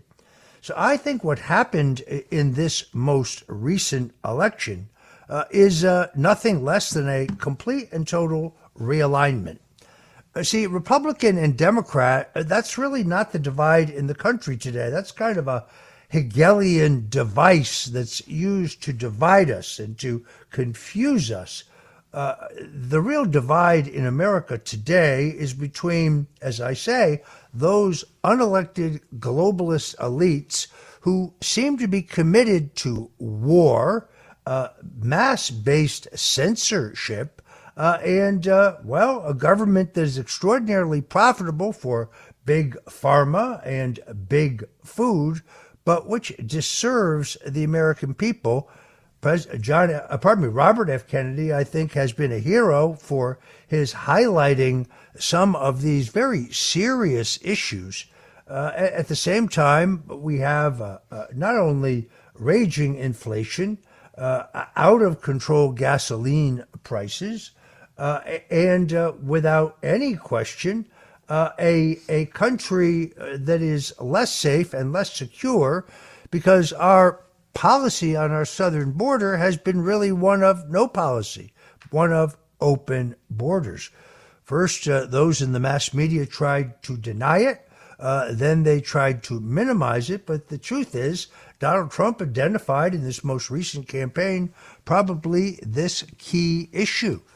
It's interesting to me to see how the deep inroads that were made by Donald Trump among heretofore traditionally Democrat voting groups such as Hispanic Americans, particularly African Americans, Asian Americans, younger Americans. These used to be rock solid, almost monolithic votes for the Democratic nominee, whoever he or she may be. But if you were Hispanic and you came to this country legally and you earned your citizenship, I don't see how you could not resent those who you must now compete with for jobs or affordable housing who came here illegally. And that's not even getting into the fact that, yes, they are bringing with them a crime. They're engaging in drug trafficking. They're engaging in human trafficking. That's why I'm really glad that among the president's best appointments, we're going to play a clip of him here, Tom Homan. Tom Homan is a straight-talking, honest, tough guy. He's precisely the job. And when people tell you, oh, it's impossible to deport these illegals? Well, folks, President Dwight Eisenhower, one of our greatest presidents, he deported 1.3 illegals from the country in the first 2 years of his presidency. Listen to Tom Homan, who has been named by President Donald Trump as his immigration czar. Real quickly, what happens to a mayor or a local police department chief that is under Democratic leadership that obstructs ICE in your federal agents that are helping get these deportations? What happens to them? Well, first of all, if they don't want to help us get the hell out of the way, we're going to do it. If I got to send twice the amount of resources to that city, that's what we're going to do. If they would give us access to the jail, that would mean less agents in the community. For them pushing back and not letting us in the jail, it just means more agents are going to be in the community, so they're hurting themselves. Finally, I'll say this. They need to educate themselves. They need to review this.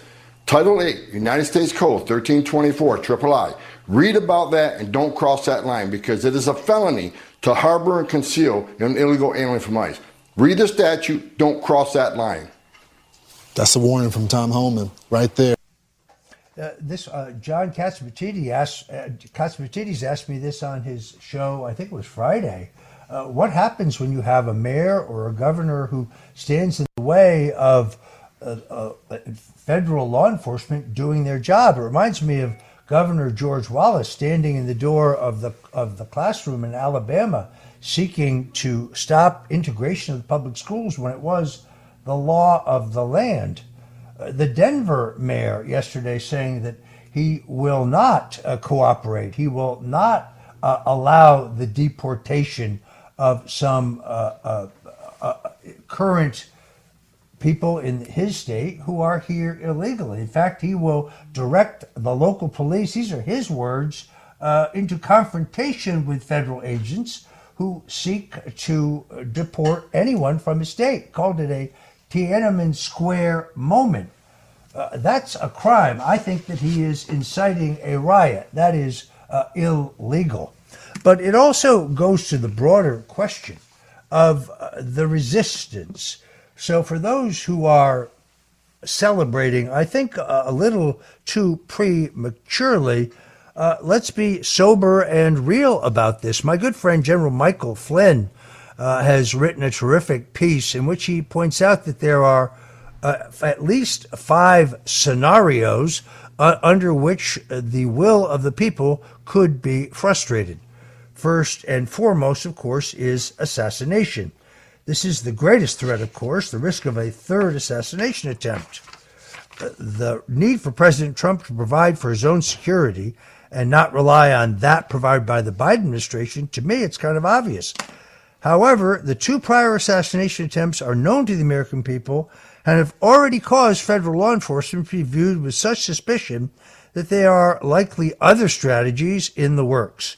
I'm not certain that we can say we should not worry about this threat, and I pray daily for the safety of our president. Then, of course, secondarily is conventional resistance. This is the deep state who can be expected to resist President Trump's second term the same way it resisted his first term, by refusing to confirm his appointments through bogus and unconstitutional special counsel investigations, continued lawfare against his appointees, blue state lawsuits against his policies, resistance by Obama-appointed judges, impeachment, leaks of classified documents. I think we could see all of this. In addition, there could be some wrinkles to the strategy added, but generally more of the same. In the next 2 years, the tactics of the deep state will depend, I think, on the outcome of the 2026 midterm election, where the incumbent administration, by traditionally, usually loses seats. And of course, then there's the third scenario. That is really scary, folks. It's violent resistance. Videos of illegal immigrants indicate that the bulk of the persons illegally entering the nation during the current administration were military-aged men, including many from China, the Middle East, Central and South America, gang members, and so on.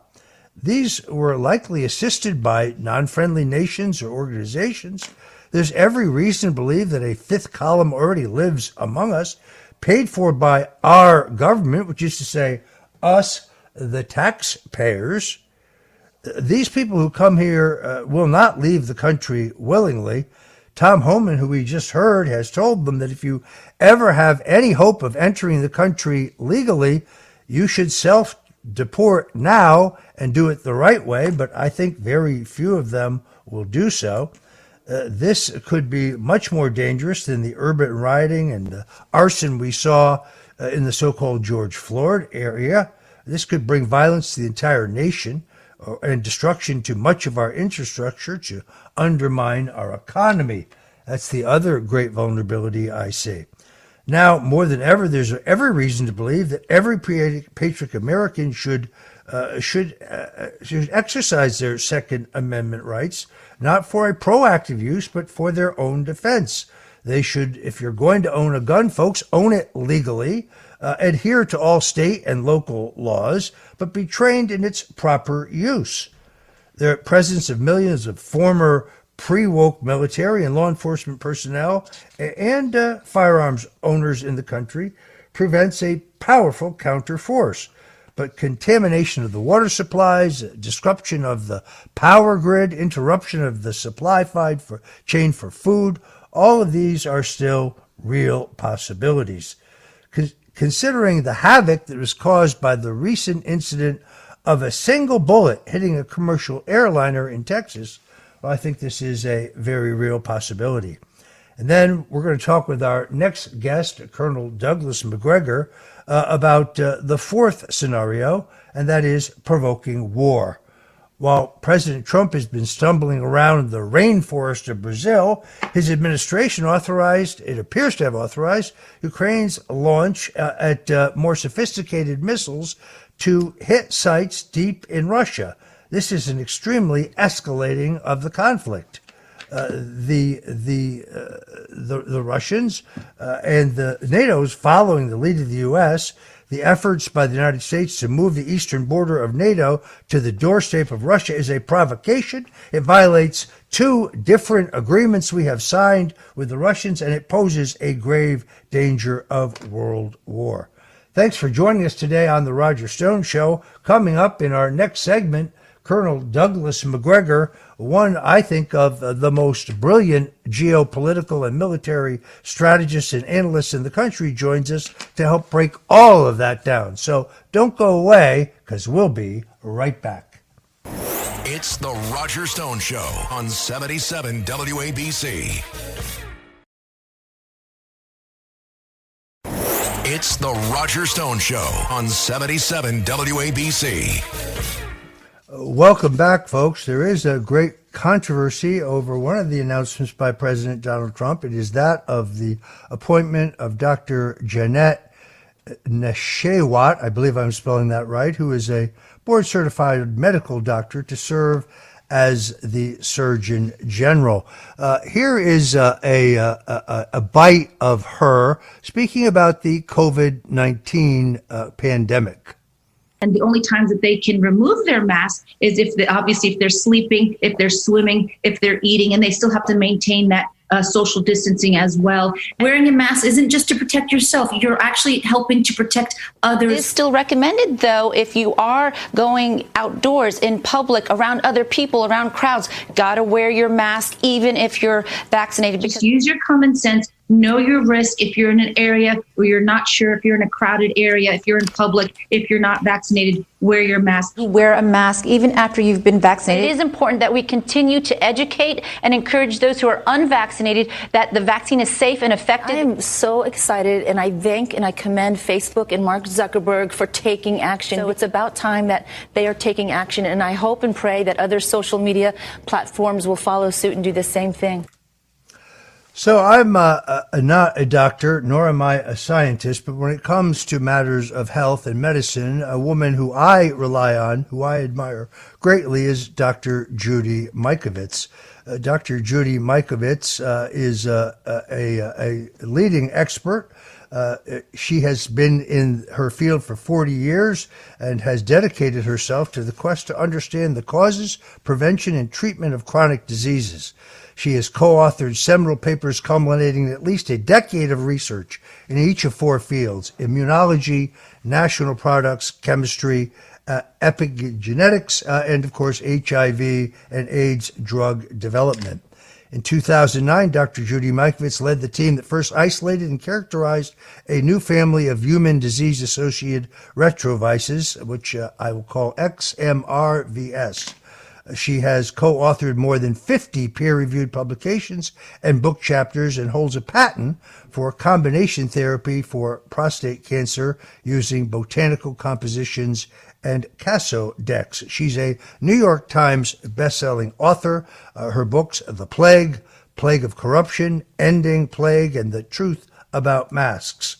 She is a woman of enormous courage, enormous knowledge, someone that I admire and respect. And I wanted her to join us, even though we have little time, but to reflect on this appointment by the president and to tell us her view of it. Judy Mikovits, Dr. Judy Mikovits, thank you for joining us on the Roger Stone Show. Well, thank you, Roger. It's a pleasure to talk to you once again. Really, this is a potentially the most horrific mistake that President Trump could make. And I say this ever since it was announced, legions of people who know the truth about science and the truth about masks and all of these things, as we just heard in Dr. Nishawat's voice, in Dr. Jeanette Nishawat's voice. She is not a scientist. Science is not medicine. She graduated, and in fact, her resume, or what I found on Wikipedia, was in fact misinformation and misrepresentation. It says that she got her MD from the University of Arkansas School of Medical Sciences, UAMS, in 2009. And in fact, she did not. She graduated from the American University of the Caribbean School of Medicine in St. Martin it looks like 2008. But she got her medical residency and did that as a residency. That's a study program from the UAMS in 2009. Her only science education is a bachelor in biology from the University of South Florida. Medicine is not science. Science is the laws of nature and of God. It takes years, even decades, to translate science into the practice of medicine. I am not formally called a doctor. I am a PhD. I have a PhD in molecular biology and biochemistry from George Washington University, molecular biology and biochemistry. My PhD thesis, defended 1991, essentially cured AIDS, November 14, 1991. That science, those patents you just described, are translating the basic sciences into practice and teaching it. Professors teach and educate doctors like Dr. Nishawat. Not saying she's a bad person. She has absolutely no knowledge and willful ignorance when she said mass spread. Those masks, the isolation, and in fact everything she did in New York City led to the COVID panic, fear, and literally killed millions, led to the deaths of millions of Americans, as Ed Dowd showed us in his book, Cause Unknown. We will not recover from these from her mistakes and her unwillingness to even repent on those words from 2021. You cannot mandate health care.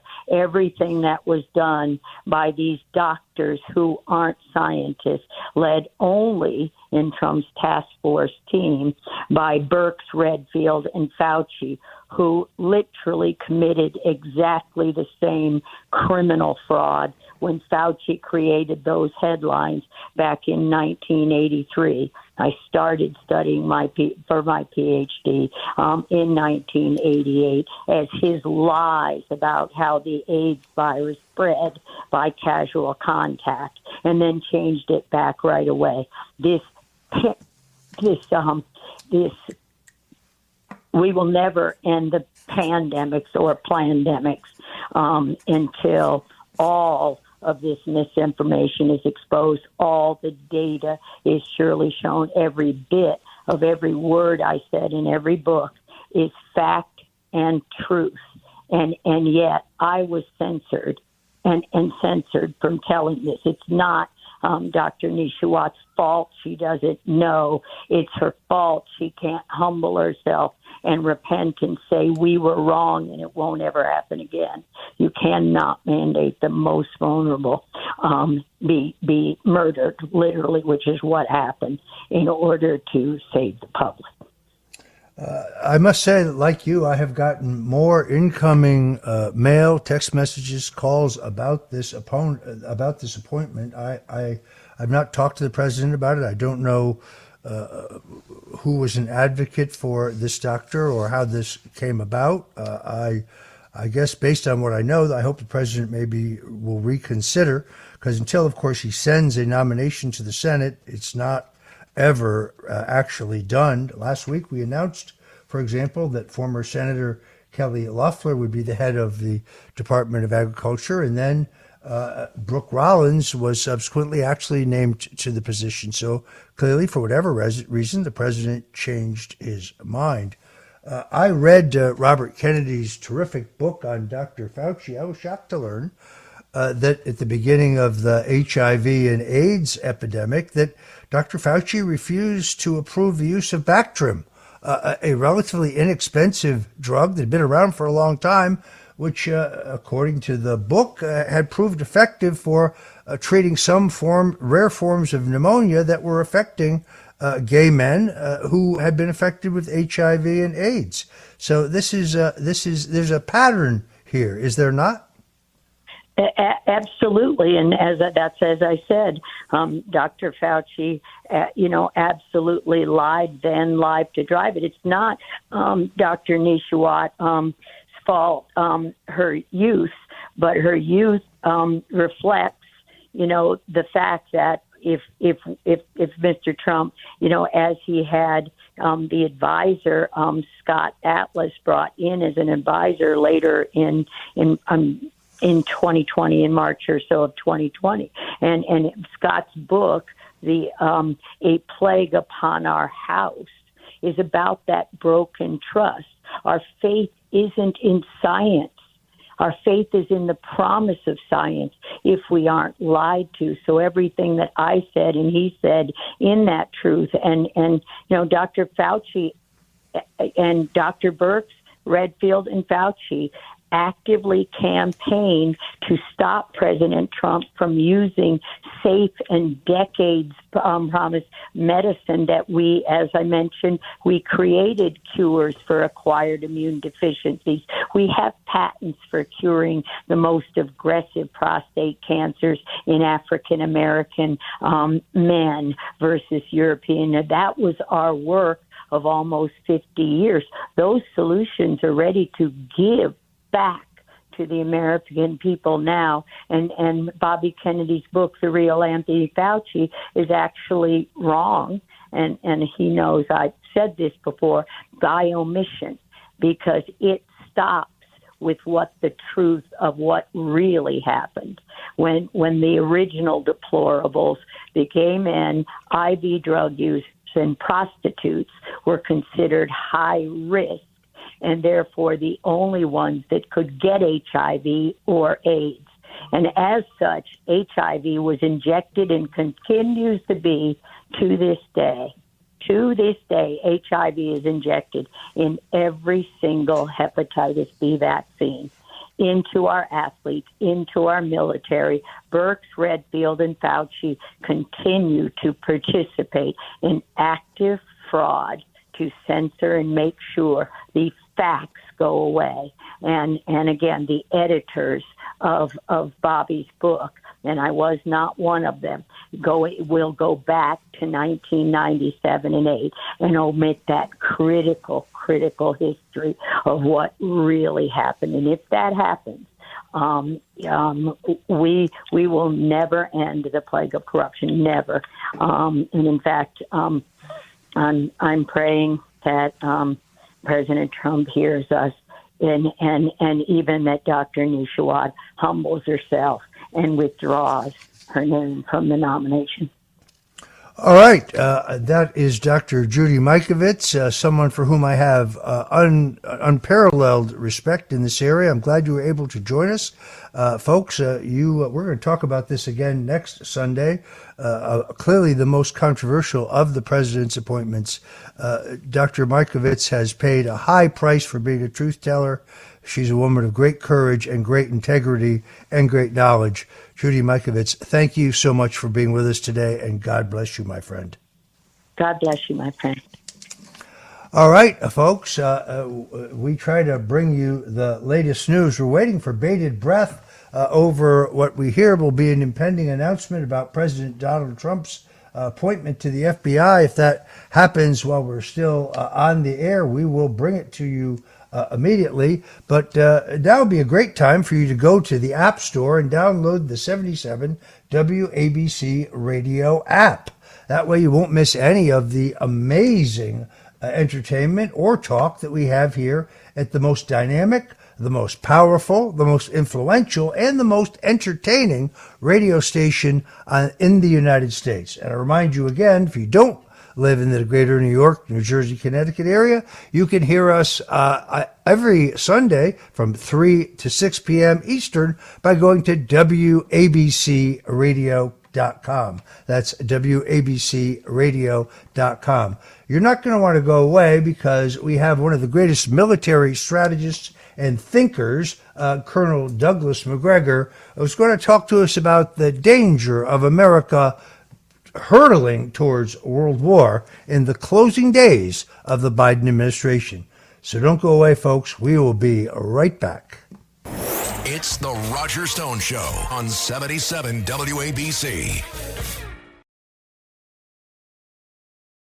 This is the Roger Stone Show on 77 WABC. A man who's gone through hell, but he's kept going, and he's smart, and he's strong, and people love him. Not everybody, but people love him and respect him. Roger Stone. Now, here's Roger Stone. Welcome back. I'm Roger Stone, and this is the Roger Stone Show. Joining us now, Colonel Douglas Macgregor, a retired combat veteran, a man who, if I read his entire CV, we'd take up the entire half hour, but a man who I respect is one of the foremost geopolitical and military thinkers in the country, who has served his country with distinction, who has widely known in the military, having served in U.S., Europe, Israel, Russia, China, Korea. His leadership in the Battle of 1903 Easting, the U.S. Army's largest tank battle since World War II, is legendary. His books on the groundbreaking military transformation are classics. We're honored to have him because he's not just a military man in the mold of MacArthur and Eisenhower and Patton, but he's also is able to understand the political dimensions of what's happening around the globe and in these military conflicts. He is also the chairman of OurCountryOurChoice.com, and I'm honored to call him a friend. Colonel Douglas Macgregor, thank you and welcome to the Roger Stone Show. Oh, it's great to be with you, Roger. All right, so there's a lot to cover here, and I wanted to afford much time to do that. I think you and I agree that the president now has an enormous amount of capital. I can't even imagine the stress on a given day, election day, of knowing that in the next 24 or 48 hours, one of two things is going to happen. Either you will lose everything, you will be completely destroyed, your reputation ruined, everything you own taken from you, and you will die in some dank federal prison the victim of lawfare and bogus charges against you by a vindictive and vicious, politically motivated judicial system, or you will have an opportunity to go down in history as one of the greatest presidents we've ever had, like Washington, Jefferson, Lincoln, Theodore Roosevelt, and yes, I always add him, Dwight Eisenhower. The stress of that moment and Trump's worthiness, his stamina, his courage, his persistence, his resilience is just something I admire so much. So tell us about this moment in your view. Well, I certainly share your admiration for what Donald Trump has accomplished. And I think it is very important for all of us to understand, including President Trump, the tremendous political capital that he has today. He's in a position that very few presidents have ever been in. His election is at least as phenomenally important as Nixon's was in 1972, and you'll remember that very, very clearly. So now he's in a position to do many things, but every president cannot do everything. Every president has to select carefully from the menu what he can and can't do. Donald Trump can begin what I would call a golden age in the history of the United States if he focuses on what he wants to do at home here in the United States. And that means he's got to secure the border as he's promised. He's got to restore the rule of law. And that includes dealing with all the illegals and the drug trafficking that is killing hundreds of thousands of us every year, and the human trafficking, the disappearing children. Got to deal with those things. He's also got to rebuild a great deal of infrastructure, something that people have talked about, but it's never happened. He's in a position to do those things, but he's got a couple of real danger points that he has to take care to avoid. Number one, he's got to look at Ukraine. And I think if I were advising President Trump, I would say, as President Trump, look, I did not start this war. I did not want this war. And I do not want this war. I want this to come to an end. That's very important because he had nothing to do with the outbreak of this war. The people who are in Washington governing us right now, those people created this mess, just as they opened the borders and introduced tens of millions of people, including large numbers of criminals and drugs, into our country. Same people responsible for two disasters. The war is now effectively over. Ukraine is destroyed. And contrary to what anybody says in Washington, they could give a damn what happens to the people of Ukraine. But Donald Trump does care. He spoke publicly, and he said the killing must end. He needs to announce that he's going to suspend any more aid to Ukraine, period. No more military aid, and that he is evacuating all U.S. personnel, military, political, intelligence, makes no difference. Everyone who's a U.S. citizen in or out of uniform needs to get out. And once he does that, that will set the stage for everything to end, because the fighting cannot go on if the aid stops.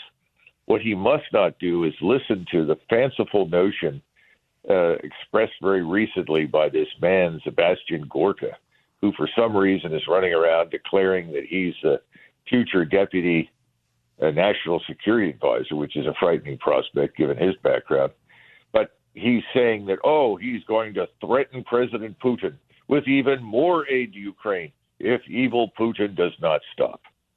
Look, we have to come to terms with two realities. Just as you have Mexico today is an organized crime state, that is exactly what Ukraine is. It's an organized crime state.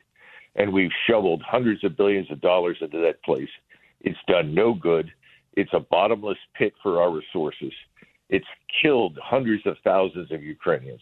There is no future in it. The best thing we can do is to get out from under this organized crime state. Stop pretending that we're underwriting liberal democracy there. Nothing could be further from the truth. This is the most Stalinist-like regime that Ukraine has seen since Stalin died in 1953. This has got to go away. He needs to distance himself from that, and then he needs to tell the Europeans something that he's always wanted to tell them. We're getting out of it. We don't want it. We don't support it. It's up to you. You Europeans that border Russia, you need to make your peace with the outcome. You need to sit down at a conference with the Russians and with whatever government emerges to represent what remains of Ukraine and come to terms with your neighbors. We Americans are not going to be your 9/11 force. We're not going to be your first responders. That's a position that Donald Trump took while he was president and the previous administration. It's the right one to take. If we continue to intervene over there and meddle over there, we will never, ever, ever see a European defense emerge. We'll never see another German military establishment on the scale of what existed in the 1980s reemerge, which Europe desperately needs. We need to pull the rug out from under all the woke, globalist, neocon Europeans that have led Europe into this deadly confrontation with Russia. We want to do business with the Russians want to do business with us, and that's where we should focus. And in the Middle East, he needs to look carefully at what's really happening. This is not a matter of defending Israel anymore. Israel is engaged in a war of conquest. It's expanding its territory. It's killing tens of thousands, maybe even hundreds of thousands. We have no idea how many people have died in southern Lebanon. There are various reports. The British Lancet Medical Journal said that at least 200,000 people in Gaza have either been killed or wounded, and more are dying as a result of no aid reaching them. This is a humanitarian catastrophe.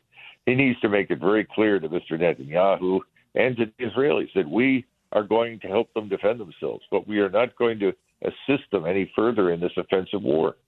Now, that may not make many of his donors happy, but the fact of the matter is the entire world has turned against Israel and the United States. And right now in Europe, the situation is so dire economically that we may see Europeans defecting very soon from what remains of the European Union and joining BRICS, this new entity that is designed to be a parallel economic structure to compete with the United States and the so-called post-war order that is dead. It's gone. It's vanished. And President Trump is not a reactionary. He's someone who initiates, who creates. He does not run around and defend what's lost. He builds new things. That's what he's done in the private sector. That's what he needs to do with the United States. We need to secure that border, number one, and bring forces back from Europe to do it as soon as possible and get out of these pointless conflicts that we cannot ultimately end in any other way but by disengaging and telling the people who live in these regions, we are happy to host conferences and help you sort these things out, but we don't want to be a party to the destruction, because it's a very reasonable expectation at this point, Roger, that if we don't say those things, we could end up in a nuclear confrontation with Russia and potentially even China. That's something that I know President Trump absolutely opposes and does not want. So we need to pull that rug out from under the people that want to make war on that scale. That means end this relationship with Zelensky, end our relationship with that government, stop supporting it, and tell the Russians, we will help bring peace. We will end the aid. We will stop our activities in Ukraine. We will pull back behind the borders of NATO and tell the Europeans that they need to go forward and sit down and meet with the Russians. And we need to tell the same thing to the Israelis. We love Israel. I certainly do. I've been there many times, and I have great admiration and affection for the Israelis. But what they are doing now is absolutely suicidal. If they do not stop soon, they will find the entire world, the entire region arrayed against them. And all the American military power that we have is not going to rescue them if that turns out to be the case. And that's where we're headed right now. Folks, if you're just tuning in, we're talking to Colonel Douglas Macgregor, who is a noted military expert. He's also the head of OurCountryOurChoice.com. And when we come back, we're going to talk about these reports that the United States has authorized the use of NATO missiles to hit targets deep inside Russia. Now, I note that that's been reported widely in the media, but I still haven't seen any official announcement of that authorization by the current government. So when we get back, I'm going to ask Colonel Macgregor about that and a few other important matters. So whatever you do, folks, don't touch that dial. This is the Roger Stone Show on 77 WABC, and we'll be right back. It's the Roger Stone Show on 77 WABC. It's the Roger Stone Show on 77 WABC. And we're back. If you are just tuning in, we're talking to Colonel Douglas Macgregor, one of the foremost military thinkers, strategists, and analysts in the country today, a man for whom I have unmatched respect. Colonel Macgregor, I have read that the Russians have now used a new type of ICBM that the NATO defense systems are unable to intercept. In this particular case, they have used them but not attached nuclear payloads to them. Essentially, it appears to me, as an amateur, that Putin is showing the West that he has the ability to destroy us if they continue to provoke the Russians. Your analysis. Yes, he's doing exactly that. And I think it's important to keep in mind, despite what is being said here in this country about him and in Western Europe, most of which is nonsense, President Putin absolutely does not want a war between the United States and Russia. If you go back and look at his statements, as well as President Trump's statements about nuclear war, they are both unanimous in their abhorrence of the very idea. What he's demonstrating is that he does have a lead in technology over us. Now, we can discuss, well, how did this happen? I mean, we spend infinitely more money on defense than they do. And that's a problem because, quite frankly, we have not spent it very intelligently. That's a different subject.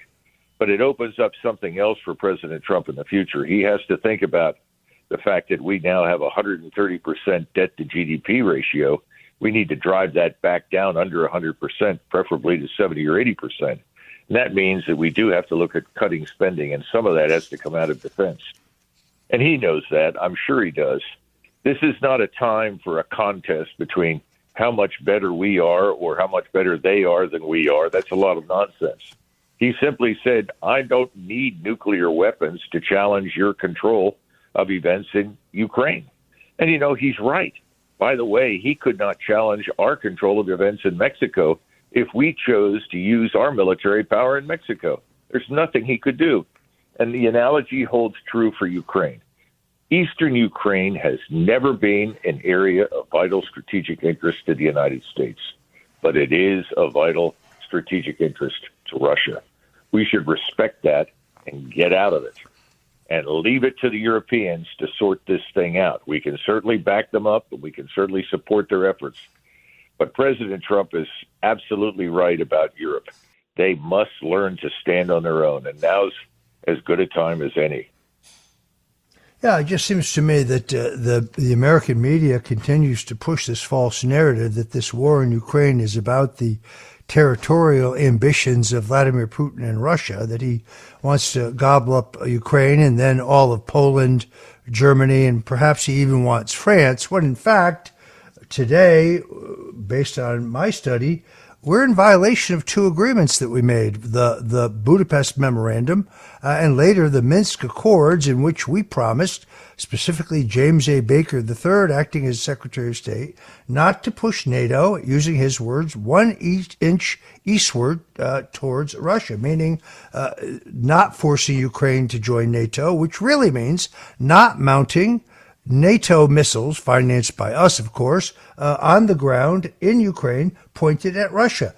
To me, it seems analogous with the situation here in the United States in 1962, when the Russians mounted missiles in Cuba, a mere 90 miles from where I'm sitting right now, and President John F. Kennedy objected, and the country we thought was on the brink of a world war, one that was resolved peacefully.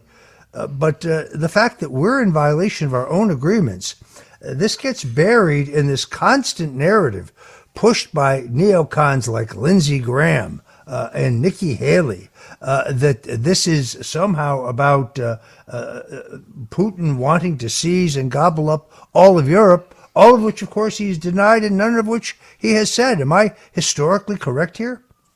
Oh, no, you're 100% on target. And unfortunately, this administration that we have now defeated in the recent elections has raised lying to a high art. They've lied about everything.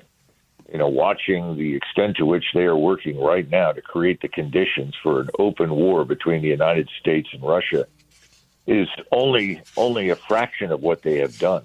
I can't think of any presidential administration in American history that has done more to harm its successor than the Biden administration has done to harm President Trump and his team.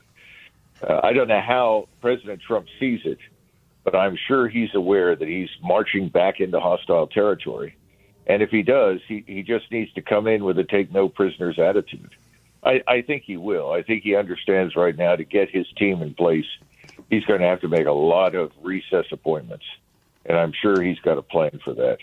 But the most important thing for us to keep in mind is that we are not as healthy economically as we were in 1962. For that matter, as we were in 1992 or 2002. President Trump is inheriting a very, very difficult situation economically, and he's got to take this into consideration, and that is why he has to focus here at home. And those troops that we have sitting pointlessly in Poland, where the Russians they're not going to attack Poland. The Russians are not interested in Western Europe. I mean, Roger, can you imagine anyone in their right mind who wants to go into Western Europe and manage that catastrophe? It's just, it's insanity on steroids in Paris. Macron's hanging on by his fingernails. Schultz is dead man walking. And Starmer, I'm surprised the British people haven't risen up already and removed him. They're facing economic Armageddon as a result of these fools. This is a lost cause. Get out of it. Let it go. It'll sort itself out. We need to focus here at home. We need to get our house in order. We need to cut some spending. And I think President Trump understands that. But he's got to say it. He's got to get out there publicly and tell people, damn it, I didn't start these wars. I don't want these wars, and I'm not going to support them, period. And I think if he does that, he'll have every American in this country standing up, cheering him until their voices are hoarse, because I see no evidence that anybody in this country wants to go to war with anyone anywhere. Yeah, I agree with your analysis. Look, you are a military strategist. I've spent my life as a political strategist. So one thing I think we agree, and that is communications are absolutely key. The way to mobilize the public, the way to educate the public, the way to have a safe and secure citizenry is for people to be able to access the truth. Yes. You are deeply involved with a great project called Republic.us. Tell us a little bit more about this, because as the mainstream media continues, they don't have the monopoly they once had, but let's be candid. They still have enormous ability to censor the communications of individual patriots who don't buy their narrative. They call it disinformation or misinformation, as if they are the ones who get to decide that. Tell us about Republic. Well, you're right. Republic is the vision of an organization called One Truth Media. They decided they wanted to build a new social media platform where anyone who wants to join that platform can pay a fee, either an annual cost right up front or on a monthly basis. And that fee is normally about $180 for a year. But if you go to Our Country, Our Choice, to my website, you'll see a code there under my name that will give you a break on that price. So you only have to pay $120, which is $60 in savings. And we're starting to organize it so people can pay monthly, because we know, these are hard times and we're not interested in taking money from people. But if you want to take action, you want to go on there, you want to be able to address your views to people in your community, whether it's your sheriff, the county attorney, or it's the attorney general at the state level, or it's a senator or a congressman at the national level. It doesn't matter. You can go on there. You can find all of these people. You can gain access to them, to send them what you think. You can post videos, and you will not be censored, and you will not be canceled.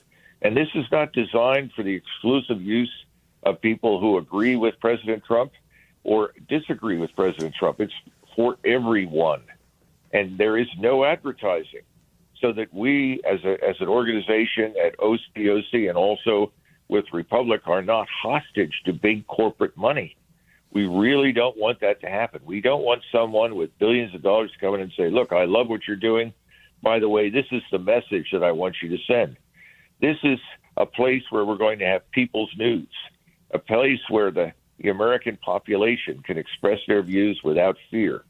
And I'm telling you, you will not be canceled. You will not be thrown off. You will not be censored unless, of course, you're pornographic. That's out of the question. Or you advocate for the overthrow of our government, which we will not tolerate. But other than that, you can go on there and say what you want. So I think this is an information highway for Americans from Portland, Oregon to Portland, Maine. Everybody can get on there, and you can communicate across state lines, across your state, across your community. You can express yourself. You can organize. This is the essence of self-organization. And, you know, that was the foundation for the American Revolution. It seemed to work then. I think it can work now.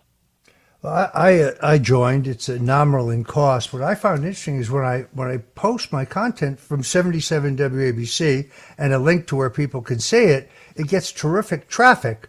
When I put it on other social media platforms, well, not so much. So I frankly think it's being suppressed. One thing about 77 WABC, we allow all viewpoints here. We let everybody who wants to speak, and we're not political here. I have my views. Other hosts here at 77 WABC disagree with me. They have their views, but no one is censored, and it's why we produce some of the greatest programming out there. When I post it on Republic, it gets terrific traction. Not so much in some of these other places. So I commend you for your activities there. I thank you again for joining us today to try to put the world's affairs in place. I do want to thank our guest then again, Colonel Douglas Macgregor, for joining us, and check out his website, ourcountryourchoice.com. Folks, don't go away, because coming right up is my good friend, Joe Piscopo. Now, this guy has a heck of a set of pipes, and he plays homage to the great Frank Sinatra in his upcoming program, Sundays with Sinatra. Thank you so much for joining us today on the Roger Stone Show right here at 77 WABC Radio. Folks, we are the most influential, the most entertaining, the most powerful, and the greatest AM radio station in the United States today. God bless you, and thank you for joining us.